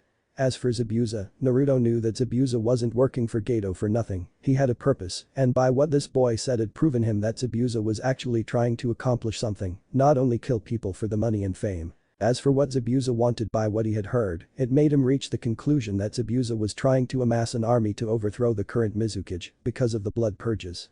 Naruto ultimately decided to spare them only for Kakashi to aim a Chidori-infused arm at the currently pinned Zabuza, making Haku jump in front of it to take the blow. Naruto sighed. When he actually decided to spare someone, Kakashi decides to kill the said person. Why was Kami fucking with him, making him do extra work just because Kakashi's recklessness? Naruto vanished just before Chidori had touched Haku, effectively pushing his arm into the ground, saving the two. Kakashi had a hard time understanding what was happening. First, the Hunter Nin who was with Zabuza had jumped in front of his Chidori. Now Naruto had moved faster than he could see with his Sharingan and deflected his Chidori, saving them. This was really a bad day for Kakashi. He hadn't got to read any of his pornorum literature. Now he almost killed a kid. Why? Haku asked, not understanding why he would save an enemy. Why what? Naruto asked, playing dumb. Why did you save me? Haku asked, dumbfounded. He was their enemy. He was supposed to kill them, yet he was saving them. Why? Why would he do that? He wanted to know. Simple, you aren't that bad, so I have no reason to kill you. Besides, if I wanted to kill you, I would have done it when we fought the first time, Naruto said, making Zabuza grumble something in annoyance, and Kakashi look at him with a curious look in his eye. It wouldn't have been hard for me to cut Zabuza's head with his pretty sword while he was out, however I had different purpose then. What matters is that you live. Oh, and for fuck's sake, Zabuza, man up and tell the kid you don't see him as a weapon. Naruto added his 2 cents, making Haku go wide-eyed and turn to look at his master. Is that true, Zabuza-sama? Haku asked incredulously. Damn right it is, Haku. I only did it at first because I thought you wouldn't believe me if I said I only took you in because I wanted to help you. Zabuza finished, finally getting the impulse he needed to tell him the truth. Thank you, but I will still protect you no matter what, Zabuza-sama, Haku had said, effectively making Zabuza sigh and give a nod of confirmation. Looks like I was right, you were going to betray me after all, a voice said, making everyone turn to see Gato and his army standing at ready with weapons.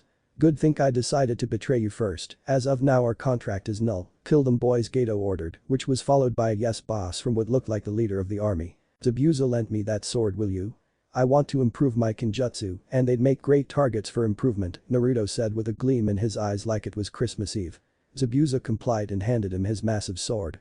Kakashi-sensei, you and the others please don't interfere, I have some training to do, Naruto then ran towards the crowd with his sword ready to cleave their limbs and heads. But this many I will get a lot of chakra by sucking it off from them.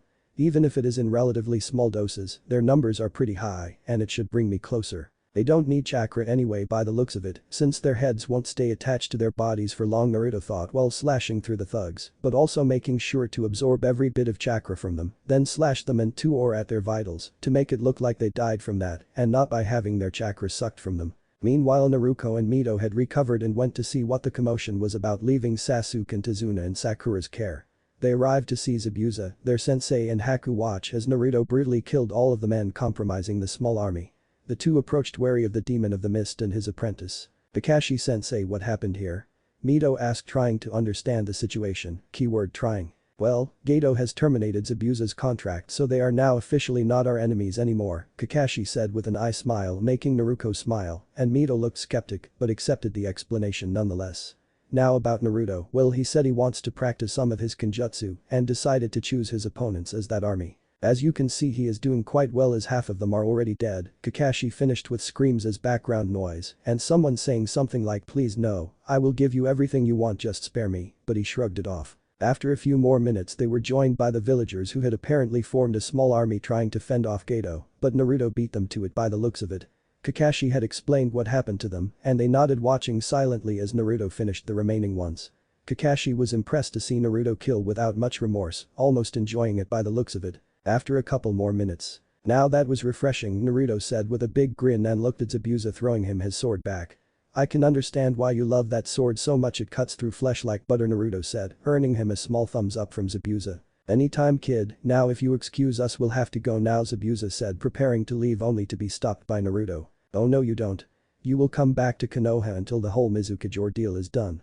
Before you say anything I can put you in a genjutsu and drag you back, your choice, Naruto said with a big grin, daring him to try leaving. Fine, but how can you guarantee us we will be safe? Zabuza asked, not quite seeing how a kid even if powerful as heck being able to influence the Hokage into accepting 2 missing nin in their village. Oh don't worry about that, Zabuza-sen, I think Otu-sen won't have any problem with you staying in the village. You will get lucky if you stay a civilian, most likely he'll make you a jounin and Haku a chunin, Dadabeo, Naruto said, confident in her assumption. Naruto never really hated Haku, if anything he liked him, especially since he had met the boy once during her training and seemed nice. There you have it, one of the Yondame's kids vouches for you, you got your insurance. One more week and we can go to Konoha, Naruto said, making Zabuza look at Naruto incredulously. That midget is the Yellow Flash's kid, good I didn't kill her, I'd be dead by now. Now if you tell me that the Redeed is also his daughter I will seriously kill myself. Not long after Zabuza finished his sentence, a hard kick had struck his intimate possessions and made him fall to his knees, clutching his treasure in pain. For your information, yes, my father is Minato Namikaze and my mom is Kushina Uzumaki, Mito said in a scary tone that would put the Kyuubi to shame. However, if you call me one more time Redeed I will beat you so hard that you will wish that Ibiki would take you to a talk. Mito's hair was now flailing around in the air, much like Kushina's, making Zabuza nod furiously, not daring to anger her. Kakashi sweat dropped at this. Looks like Mito is much more like Kushina-sama than Minato-sensei, Kakashi thought, watching the scene with a smile behind his mask. A chuckle was heard from Naruto's direction, making Zabuza glare at him. Haha, the mighty Zabuza, one of the 7 swordsmen also known as Demon of the Mist, beaten by a 12-year-old. Naruto continued to laugh, joined by Kakashi's eye smile. Shut a kid, Zabuza said, still on the floor in pain. Make me, Naruto said, teasing the man who by the looks of it was in great pain. And so the bridge attack was over with minimal casualties. One more week and they could all go back to Konoha together. 2 weeks earlier in Konoha, Hokage's office. Damn, this paperwork is killing me, I wonder how the previous Hokage dealt with it, Minato thought while glaring menacingly at Akage's worst enemy, paperwork. On his desk there was a mountain of papers waiting for his stamp and to be read. Minato sighed, picking up another sheet when Jiraiya along with Kushina entered the room through the window. Yo Minato, we're back, Jiraiya announced his return along with Kushina, who nodded. What did the toad say? Minato asked. This was where Kushina had gone, it was regarding an old prophecy. This was first revealed to them when the girls were 4. Apparently Jiraiya and the elder toad think that they are the 2 children of prophecy that shall either destroy or save the world. Jiraiya looked at the Minato with serious eyes. They will need to get stronger. I know you won't like this, the man looked at the 2, knowing how what he was going to say would sound to them. We should train them more, however a good thing to have would be Mokuton. Jiraiya finished, making Kushina and Minato look at him suspiciously. What do you mean? Minato asked, having a bad feeling about what is to come. It would be great if we could somehow extract Naruto's Kekkei Genkai and give them to those 2. It would be possible by taking some cells from him. I don't know how it will affect him though, as the number is quite high for Naruto and Mito to use the wood release properly. Either that or we need an almost perfect mix like Tenzo's one. Jiraiya finished his theory. He wasn't a medic nin, so he didn't know that much about genetics and the like. He would need to talk to Tsunade about that. Alright, we'll do it, some cells taken from him won't kill him, Minato said in a carefree tone. After all, it is just a bit of blood, it couldn't hurt him much, right? Great, I will talk to Tsunade when the kids arrive back, Jiraiya said before breaking into perverted giggles. Now I have some research to do, he said, heading straight for a bathhouse. Minato's sweat dropped at his teacher's antics, while Kushina looked ready to beat the crap out of Jiraiya for his perverted nature. Luckily he left before she had lost it. Are you sure that's wise, Minato? Naruto will hate us for it most likely, Kushina said, having a bad feeling about this plan. Don't worry, it will be fine. He will understand, it's for the better good, Minato reassured his wife, who nodded reluctantly, still unable to shake off that bad feeling. None would know how the decision taken that day would affect their future, but they would soon find out and won't like it. Chapter 3 Trust and Betrayal. Team 7 along with Naruto, Haku and Zabuza had finally arrived at Konoha and were now currently in front of the gates. Zabuza and Haku didn't know what to expect, they were missing Nin, therefore they could just be killed or sold back to their original country, but for now they had faith in Naruto and Kakashi's words. "We are finally back," Naruto said, making all of the ones present sweat drop at the girl's antics. "Come on, let's report to Minato-sensei about this. I think you'll want to know," Kakashi said, urging them towards the Hokage tower. The group had arrived and entered their cage's office only for the Anbu protecting Minato to leap out of the shadows, kunai and swords ready to attack them. "Stand down, I am sure there is a reason for this," Minato ordered his guards. They reluctantly dropped their guards, but still were wary of the two, mainly Zabuza as he was a missing nin. "Minato-sensei, during the escort mission we were attacked by these two," Kakashi motioned to Haku and Zabuza, making Minato nod, prompting the one-eyed ninja to continue. "However, it turns out that they were hired by a man named Gato. Therefore when their contractor had betrayed them they decided to take our side, also they seek refuge from the hidden mist, apparently their Mizukage is a bit off," Kakashi said, not wanting to call the Mizukage outright crazy. Minato nodded understandingly, he had heard about how the Mizukage started the blood purges and disassembled the 7 swordsmen and many other things. Honestly, he was wondering what was going on with his fellow Kage. "Alright, anything else, Kakashi?" Minato asked, looking at his student with a small smile. "Yes. Minato-sensei, I have tested Naruto's and my team's affinity to elements," Kakashi reported, making Minato raise an eyebrow. That wasn't something of importance, he already knew his daughter's ones, so why was this relevant? He had a feeling he wasn't going to like what he was going to hear. Kakashi continued, "As you may know, Naruto's is wind, Mito's is water. Sakura has earth affinity and Sasuke has lighting and fire affinity. I presume the fire one was trained rather than natural."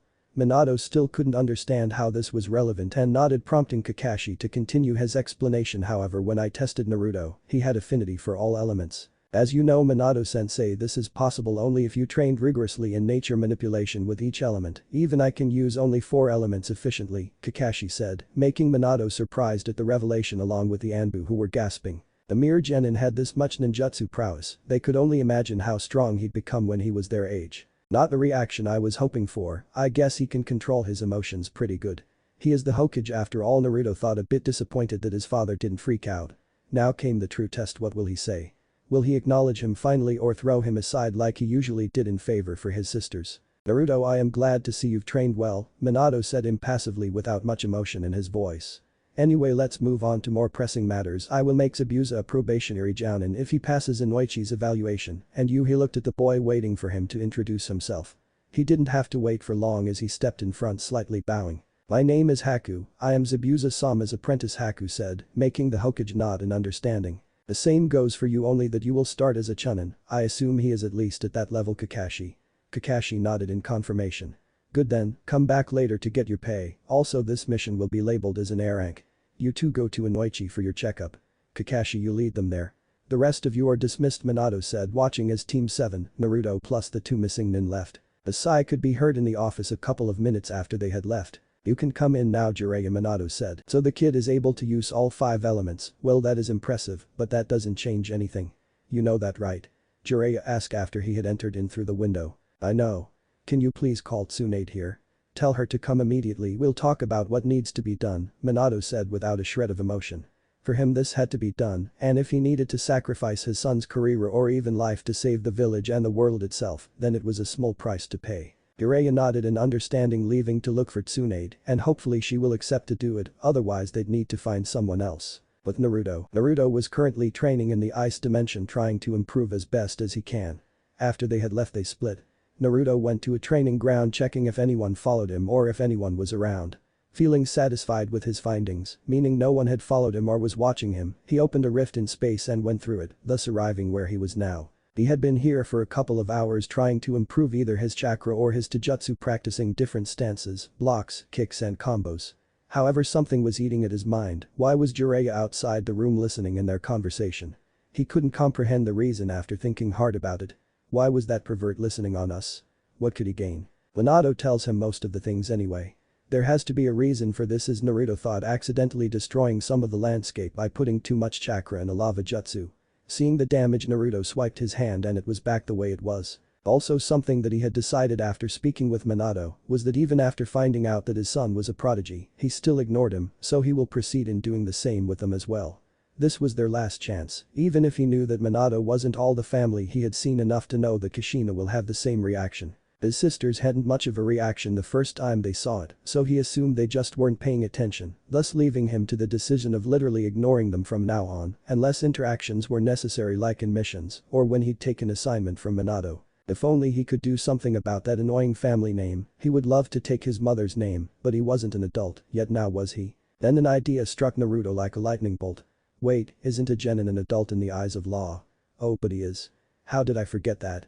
That means I can literally change my name to Aka-sense 1. Well, this should serve them right. After all, they acted like I never existed most of the times, so it's only right that I leave my so-called family. I wonder if any one of them will recognize the name. No, that isn't possible. They have no way to know, Naruto thought. Well, he went back to the same training ground, making his way to the Hokage Tower. Naruto would go there dead set on leaving the family. Little did he know that what he will learn will make him leave much more than his family behind. Back with Minato. Minato was patiently waiting for Tsunade to arrive, taking care of some paperwork in the process, when a knock was heard. Enter, Minato said while signing yet another sheet of paper. In the room walked a busty blonde who looked irritated to be there. This was Tsunade, who was interrupted while on important business by Jiraiya, said important business being gambling all the money she had earned, along with some of Shizun's hard-earned pay. This better be important, brat. I was close to winning big time at the casino. You may be Hokage, but do you realize how seldom do I actually win something without something bad happening? Tsunade said, irritated. She was finally winning, only to be stopped by Jiraiya, who had told her that Minato asked for her, stating that he had an important matter to speak about. Now, calm down, Tsunade, you will find out that this is indeed something important as I have told you, Jiraiya said, jumping in through the window. Jiraiya-sensei, why can't you use the door like Tsunade did? Minato said, sweat dropping his teacher's manners. That won't work, brat. Damn pervert is so used to peeking that he can only enter a building through a window. It's not something that can be corrected anymore, Tsunade said, glaring daggers at the toad sage. What do you mean can't be corrected anymore? I am not an animal of some sorts. And also, for your information, what I do is called research, Jiraiya said with a proud tone at the end, only to meet the wall when Tsunade's fist met his face. Say one more thing and I will kill you right here and right now. Got it? Tsunade said with a menacing tone, making the pervert nod furiously after he had recovered. Jiraiya was no fool, he didn't want to invoke the wrath of Tsunade. He had done that once by peeking on her and almost died. Meanwhile, Minato sweat dropped, laughing dryly at the two's antics. Leaving that aside, Tsunade, I have called you here because I have a favor to ask of you, Minato said with a serious tone, looking at Tsunade. Fine, I will only hear it and decide if I will do it afterwards, Tsunade said, knowing very well not to say yes to a favor before even listening to it. Knowing Minato, it could either be something mundane or something incredibly difficult, damn near impossible. We, Jiraiya and Kushina have talked and decided that we want you to help us give the Mokuton to Naruto and Mito, Minato said with Jiraiya nodding, now completely serious. Tsunade looked at them like they were out of their minds. What did they think her grandfather's Kekkei Genkai was? If it didn't awaken for her, who was a Senju, a descendant of the one who originally possessed it, then how the hell did they expected her to give his two daughters the Mokuton? Unless they would know, they wouldn't, that would, but just like Orochimaru. How exactly do you want me to do that? The only reason Naruto has it is because he is special. That kid is something else. He is compassionate, but also cruel when he needs to. It's like a second Itachi instead of the Sharingan he possesses, the Mokuton. Tsunade finished, somewhat proud of her godson. Tsunade Haim, we want you to harvest the Mokuton from Naruto and give it to Naruto and Mito. I trust you can harvest enough stem cells from him to give the two proper controls over wood release. Jiraiya said, making Tsunade take a few steps back in sheer amazement at their own stupidity. They wanted her to do something to her godson that would, 1. Cut his lifespan by quite a bit if she were to succeed in giving them the Mokuton and control over it, heck maybe even kill him, and 2. If he survived, he would most likely never be able to mold chakra ever again. What the hell were those two thinking when they came up with this? Why would they even want to give it to Naruto's sisters for? What brought about this change? All of these questions were flying through her mind while the two stared at her expectantly. No, I won't cripple Naruto just for your whims, Tsunade said firmly. She had planned to ask them what was going on. But if they even considered something like this, they had gone mad. Jiraiya and Minato knew that this was going to be hard, that is why they decided to bring out the main guns, mainly Jiraiya summoning Pa to tell her about the prophecy. That would convince her for sure, they reasoned. Summoning jutsu, Jiraiya said, summoning Pa on his shoulder. Pa, can you please explain it to her? Jiraiya had talked to him before when he went to Mount Myaboku and asked Pa if he could come and explain it to Tsunade himself, thus making it more convincing. Pa nodded and turned his attention to Tsunade, who looked at Jiraiya confused. You must be Tsunade. You are probably wondering why these two are so adamant about giving Naruto and Mito training, and even a Kekkei Genkai, am I right? Pa asked, making Tsunade nod. That is because the Elder Toad had a vision some years ago, saying that two persons will either doom the world or save it. The two are known as the Children of Prophecy. You can guess who the Elder thought they were, right? Pa asked, looking at Tsunade. So you are saying that Naruto and Mito are the Children of Prophecy, right? Pa only nodded at this, hoping that Tsunade had understood. I see, however that still doesn't explain why they want me to literally destroy Naruto's future. Care to explain that to me? Tsunade said, not caring all that much about a Toad's prophecy. You see, the Elder said to give them any advantage possible, therefore Jiraiya and Minato are proposing to you that you give the Kekkei Genkai to the two. It would be wise and the boy would still probably live afterwards. It is only a little bit of blood, he won't die, it might shorten his lifespan and make him unable to use chakra, however, isn't it an easy price to pay to save the world? One life for billions. Pa finished his conclusion only to see Tsunade with her eyes downcast, laughing silently. It might be worth it. Tsunade said, abruptly stopping from laughing and looking at the three in front of her. What world deserves saving if their inhabitants actually believe that sacrificing a child's future and possibly life is an option? Do you even hear yourselves? For the better good, yeah right, Konoha has done that plenty of times and each time I lost someone precious to me. Well, no more, I refuse to help you. Furthermore, if you even think of doing that to Naruto, I am going to personally kill you, Hokage Sennin or not. If you two touch a hair on him, I am going to kill you both. I am not letting you take someone precious from me again, Tsunade said, turning to walk away. Tsunade, we don't have a choice, this must be done, please understand, Jiraiya said, but it fell on deaf ears and she walked towards the door stubbornly. Tsunade, if you go ahead with what you said earlier, I will label you as a missing ninja and personally hunt you, Minato said coldly, making Tsunade turn and glare daggers at him. You may be the Yellow Flash and the Hokage brat, but that doesn't mean I can't beat you into a pulp, Tsunade said, turning around, daring him to make a move. I understand you don't wish to help us, but at least stay out of our way. Oh, and this is an order, if you break it, you will be punished accordingly, Minato threatened her, only to widen his eyes when the door opened to reveal an all-too-known white-haired boy. This was Naruto, who had been listening to the conversation from the beginning. He didn't want to intervene to see what his godmother would do, even if he was pretty sure she'd refuse. He was happy to see that his assumption was right. Still, to think this fools believed that they could make me give them the Mokuton, imbeciles. You are 1,000 years too early to fight me, Naruto thought, while glaring menacingly at Jiraiya and Minato. What are you doing here, Naruto? Minato asked, praying to heavens that he didn't overhear them. It would become messy if they'd have to restrain him, and by this point he knew for sure Tsunade would fight. Retard, Naruto swore, making everyone in the room go wide-eyed, even the Anbu were shocked at the kid. Do you really think I'd give you something as precious as the Mokuton on a silver plate? Think better. As for why I am here, it is simple. I am here to happily announce that I renounce my heritage, Uzumaki, and the Namika's name. This further shocked them, however Naruto wasn't done. From now on my name will be Utsutsuki Naruto, any complaints? Naruto asked, looking at everyone without any emotion shown on his face. Now this was new, a 12-year-old kid, a genin nonetheless, had just insulted one of the strongest men in the shinobi world without breaking a sweat, then proceeds to renounce his family, which includes the said man. The kid had balls to boot. Minato sighed, finally recovering from what Naruto said. Looks like we will have to fight. Well, I'd better immobilize Naruto, the Anbu can do it, then we will fight Tsunade if it comes to it. Minato thought while siding outwardly. There is no way to make you change your opinion, Naruto. Minato asked in a calm tone, surprising Jiraiya and Tsunade at his professionalism, though Tsunade was wondering more how he could be so cold towards his own son. No, Minato team. I have given you plenty of chances, yet you just tossed them away, Naruto said, tossing him a couple of documents, making Minato raise an eyebrow. Those are the papers stating that I am an adult since I am genin and can do what I want, including leaving my family, Naruto finished, gaining a small smirk. I see, Anbu restrain Naruto please. No sooner did Minato finish that, four Anbu jumped at Naruto from all sides. Naruto sighed, knowing that this would happen. He just opened 4 rifts where the Anbu were coming from and let them pass through them.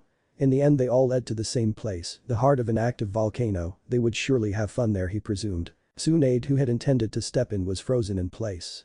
4 rifts had just appeared where the 4 Anbu were going to strike, making the ninjas disappear when they entered. Minato, Jiraiya and Pa were on alert.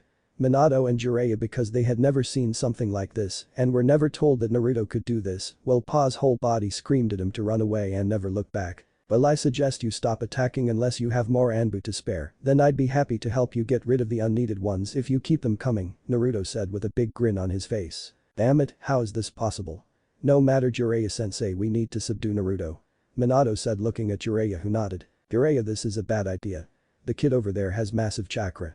More strangely is that chakra is silvery by the looks of it. The only one who is said to have silver chakra is the Rikido Sennin. Besides, this kid just used time-space jutsu like it was nothing. Something is wrong here. Pa said, having a feeling there is more to Naruto than he seemed at first. Minato however chose to discard that warning and threw a kunai aimed right at his heart and teleported on it using Hiraishin no Jutsu, lit flying thunder god technique, just before it hit Naruto prepared to apply a seal on Naruto to seal his movements and chakra. Minato, thinking he had won this with his speed, smirked. However, he was surprised to see Naruto punching him straight in the gut, blasting him into the wall. Jiraiya along with Tsunade were shocked. They didn't see Minato move, yet Naruto had seen him and was also able to counterattack. Tsunade knew Naruto was talented, but he wasn't expecting him to manage to keep up with Minato's speed. The man's nickname was the Yellow Flash, as only a flash of yellow was left before teleporting on his target, using Hiraishin no Jutsu to be able to effectively counterattack. It was hard, almost impossible. "What's the matter, Minato team?" Naruto said, smirking at Minato, who was trying to stand up, the keyword being trying. The truth was that it wasn't only his physical strength, he also used chakra to strengthen his punch. It was similar to the version Tsunade used, the only difference was that he put a lot more chakra into it, breaking a couple of ribs. "It's obvious I am not wanted here, as a person at least. It looks to me I am wanted only as a breeding stock for the Mokuton. What a pity, I was expecting at least decency from you," Naruto said, turning to look at Tsunade, who was still a bit shocked, giving her a small genuine smile. Then he switched back his gazes to Minato, who was now finally up with the help of Jiraiya and the toad on his shoulder. "Why would you do this, Naruto? We only want the good for all, are you that immature to not see that?" Jiraiya said, glaring at Naruto, who burst out laughing again at this. "The good for all?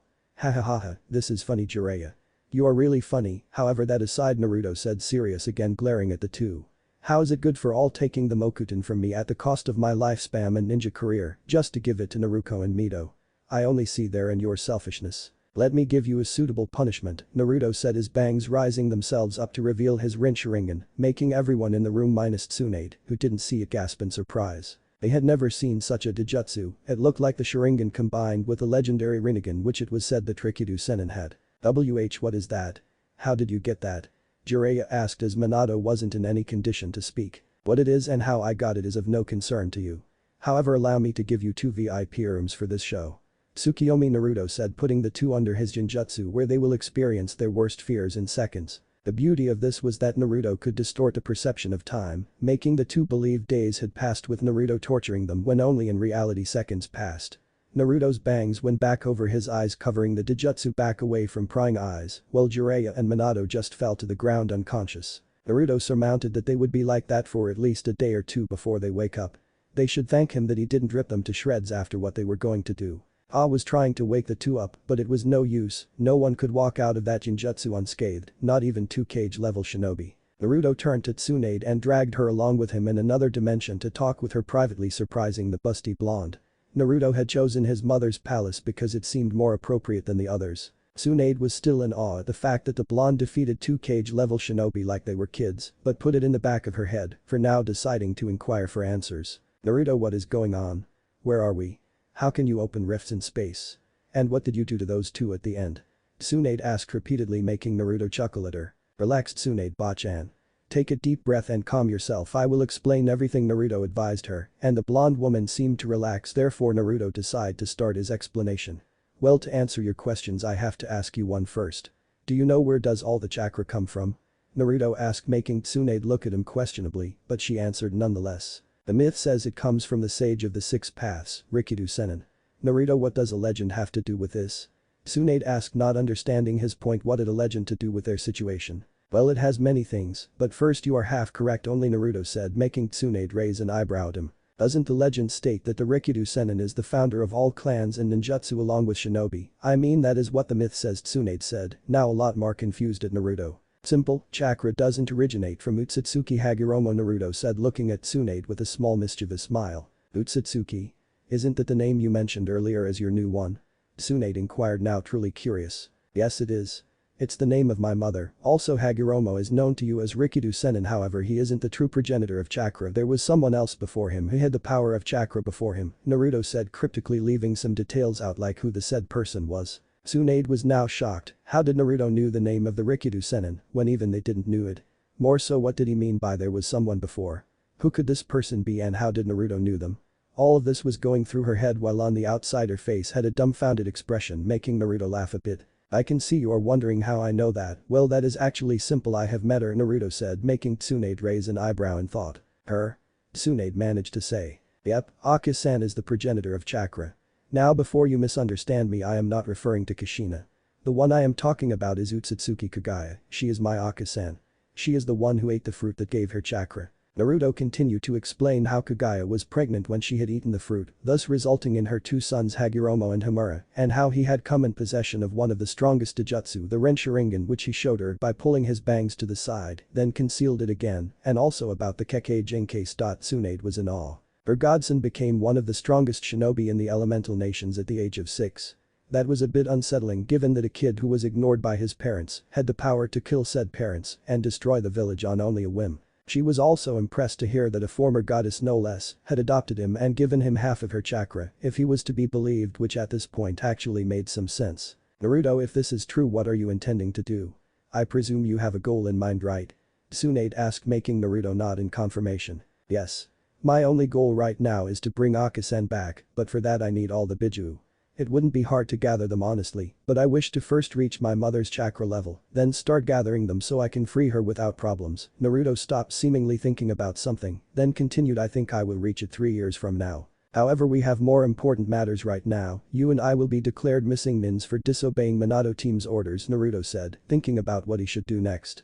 He could always wander the lands and meet new people, but he wasn't really that fond of traveling from a place to another, it was too bothersome for him, so the best thing to do was to settle in another village, but which? That is true. But that doesn't mean we don't have where to go, Tsunade said, smiling at the genin in front of her. Do you know any village that would accept us knowing that we are missing ninja? Naruto said, thinking about what Tsunade had said. There were a couple of hidden villages that would take them in, but he wasn't exactly fond of them. He wasn't in good terms with Kumagakure since the Hyuga incident, and Iwagakure wasn't exactly welcome to him. So what village did she have in mind? Sand or the Mist would attack them on sight, while the two mentioned before might take them in, but they would be looked at with suspicion, and Naruto had a feeling that if they asked for him to breed any Kekkei Genkai for them with Kunoichi from their villages, he might just lose it and kill their leader, and that wasn't exactly his plan yet. Simple, we go to Omegakure, I have a couple of old students there and I am sure they will take us in, given that they lead the country now. Tsunade said, starting to think about how he had met the three first and the time she spent with them. Flashback. Tsunade was walking with Orochimaru and Jiraiya when three kids approached them. Teach us ninjutsu please. You can write.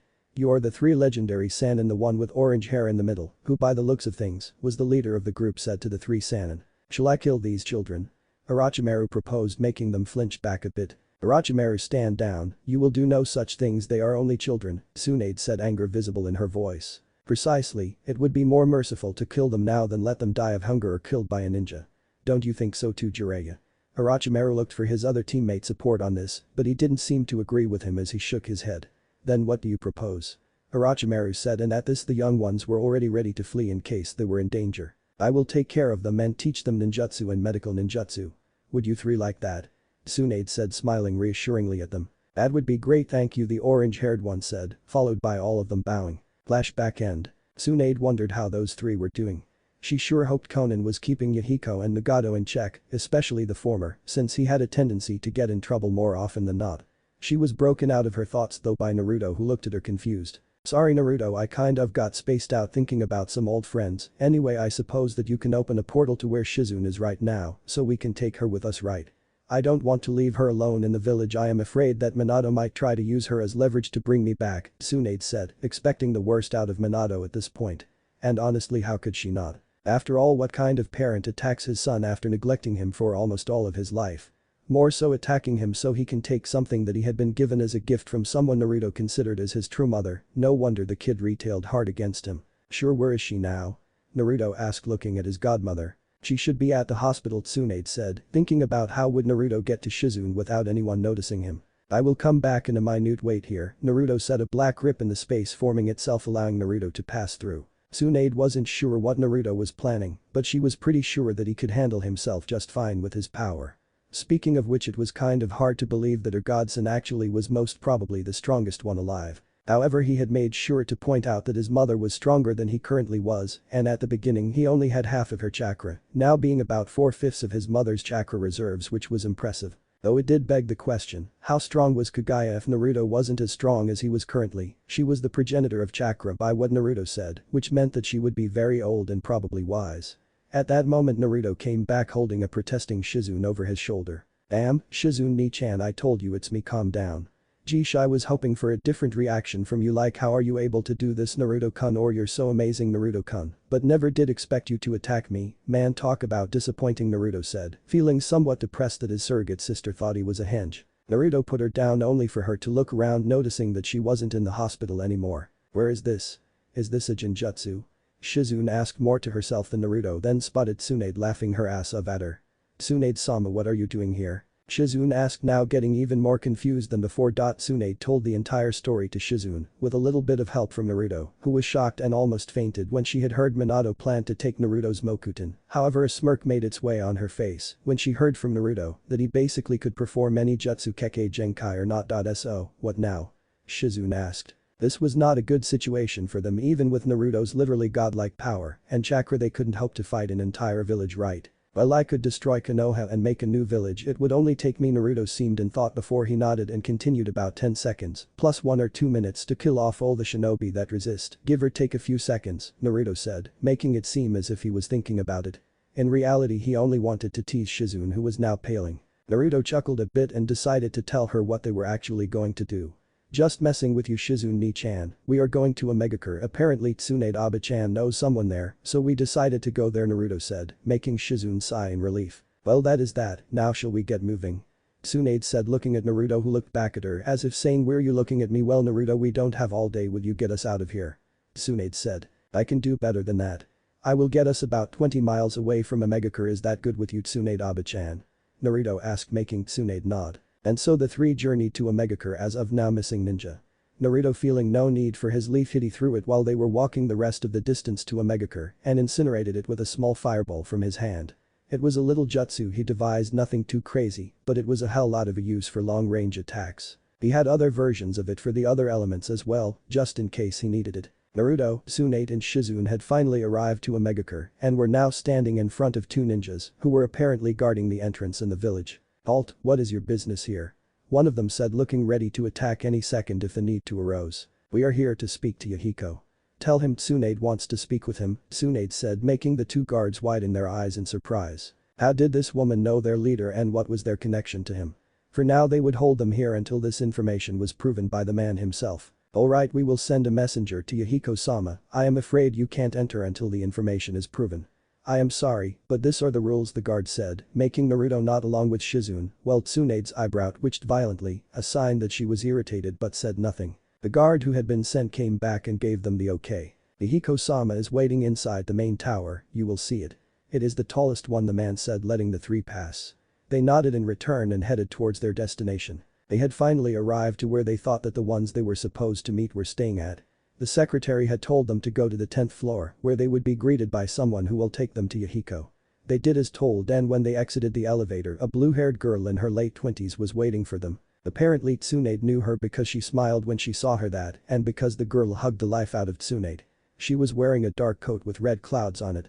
And it is basically the same outfit as in canon. Only difference would be that she doesn't have the piercing anymore. Long time no see, Konan, Tsunade said, breaking the hug. It is indeed Tsunade-sensei, and who are this with you? Konan asked, looking at Naruto and Shizune respectively. Naruto took it upon himself to start first with the introductions, since she had asked first. I am Utsutsuki Naruto. Nice to meet you, Naruto said with a polite bow. He is my godson, and that is my apprentice Shizune. Naruto, Shizune, this is Konan, one of the three I told you about on the way here. Tsunade said, introducing Shizune as well. Nice to meet you, Konan-san, Shizune said politely, giving a bow as well. Same here, Konan said, signaling to them to follow her. They complied and soon they were in a spacious room with 3 couches, and in the middle of them was a small table. On one of the 2 couches sat an orange-haired man who was making small talk with another man with red hair. They both wore the same attire as Konan, but something stuck out to Naruto, the Rinnegan had the Rinnegan. When they entered, both of them looked at the blonde Sannin and smiled. Tsunade-sensei, it's nice to see you. How have you been lately? The orange-haired man was wearing the Omegakure hitty. The Rinnegan and Konan also wore hitty. Same here, you brats. Nagato, Yahiko, it looks like you two have grown up a bit. I am glad to see you two are doing well, Tsunade said, smiling at them before she had sat down on the couch opposite to theirs, followed by Konan, who sat with Yahiko and Konan, while Naruto sat on the last couch alone, and Shizune chose to sit with her master. Excuse me for being rude, Tsunade-sensei, but who are these two? Especially the boy, he keeps staring at Nagato, and honestly it creeps me out a bit, Yahiko said, shivering a bit in fright. He wasn't too fond of stalkers since that incident. Nagato however seemed impassive as he either didn't care either he chose to ignore Naruto's stare, it didn't really matter all that much. Why does he have the Rinnegan? Did the Uzumaki and Ichihime some time ago? It is possible but quite improbable, and also awakening it is another matter. If he has the Rinnegan that means he should be pretty strong, I wonder if I could spar with him. Nowadays good sparring partners are hard to find outside of clones, Naruto thought, still staring at Nagato. Naruto stopped staring at Nagato. I know you are curious to why he has the Rinnegan, however that doesn't mean you have to start a stare contest, Tsunade said, rubbing her temples in frustration. You'd think that Naruto would have some common decency not to stare at people, but it looks like this wasn't the case. At the mention of Rinnegan the group's eyes narrowed at Tsunade, mainly Nagato, Konan and Yahiko, not understanding why she'd reveal something that she didn't even tell to her Hokage to a 12-year-old. Sorry Tsunade Bachan, I was just curious, Naruto said, making the same group of people gasp and prepare for a blow on Naruto's face. When the blow didn't come they gasped and looked at Naruto with admiration in their eyes. Anyway, back at the point. Naruto, Shizune, these are Yahiko, Nagato and Konan, they are all my students, you already know Konan from earlier. I taught them some time ago. And these two are my godson and apprentice respectively, Tsunade said, introducing the three to Naruto and Shizune and vice versa. They all exchanged pleasantries and such before getting to the main point of the discussion. So why are you here, Tsunade-sensei? Konan asked, wondering what was one of the three legendary Sannin doing here. She was happy to see her, but still the question remained. Tsunade sighed and said, well, long story short, the three of us are going to be declared missing ninja most likely in a week's time, and I knew that traveling with Naruto wouldn't be a good idea because they'd send people after us, and let's just say that they would end up not so well, Tsunade said, pausing a bit at the end, shuddering at what Naruto would do to them. She was still stunned to how her godson handled the four Anbu and Minato like it was a walk in the park. We can instate you as a Megakure ninja if you want, but we need to test your strength first. Well, more accurately we'll need to test Shizune-san's and Naruto-san's strength, Yahiko said, looking at the two in question, making Tsunade smirk when a particular thought crossed her head. How about a little bet, Yahiko? Feel free to join in as well, Nagato. Konan. Tsunade stopped looking at the two who were confused, but continued, the bet is simple. If Naruto manages to beat you all three in under 5 minutes you'll owe me a month of sake, however if I lose I will give you one thing that you want that is in my power, Tsunade said, knowing full well what Naruto was capable of. For once in her life the legendary sucker could win a bet without any bad consequences. The three just looked at her a bit confused, they all knew how bad their sensei was at gambling, but to say a 12-year-old kid could beat them and in 5 minutes no less. That was basically asking to lose, or so they thought. Fine Tsunade-sensei, we accept your bet. I hope you are ready to lose, Naruto-san, Yahiko said, only to see that Naruto had fallen asleep, making them face-palm and Tsunade, along with Shizune, sweat drop at this. Tsunade knew Naruto wasn't that much interested in gambling, and whenever he heard of it he just fell asleep, but she never expected him to outright fall asleep in seconds. Naruto, wake up. You have a bet to win for me, Tsunade said with a smirk. Naruto, hearing her voice, woke up yawning, and all while everyone in the room was thinking something along the lines of he was asleep for only minutes, yet he acts like he slept for hours. Fine, Tsunade Abachan, but you owe me, Naruto said, sitting up, followed by everyone. I will warn you three from now, go all out or you will lose, not that you have any chance anyway, Tsunade thought as she followed her three former students to a training ground most likely. What if Naruto, third son of Kaguya? Thanks for watching my video till the end. If you enjoy this content, then do consider subscribing to my channel and leave a like if you guys need the next part, comment down, and thanks for watching the video and see you guys in the next video.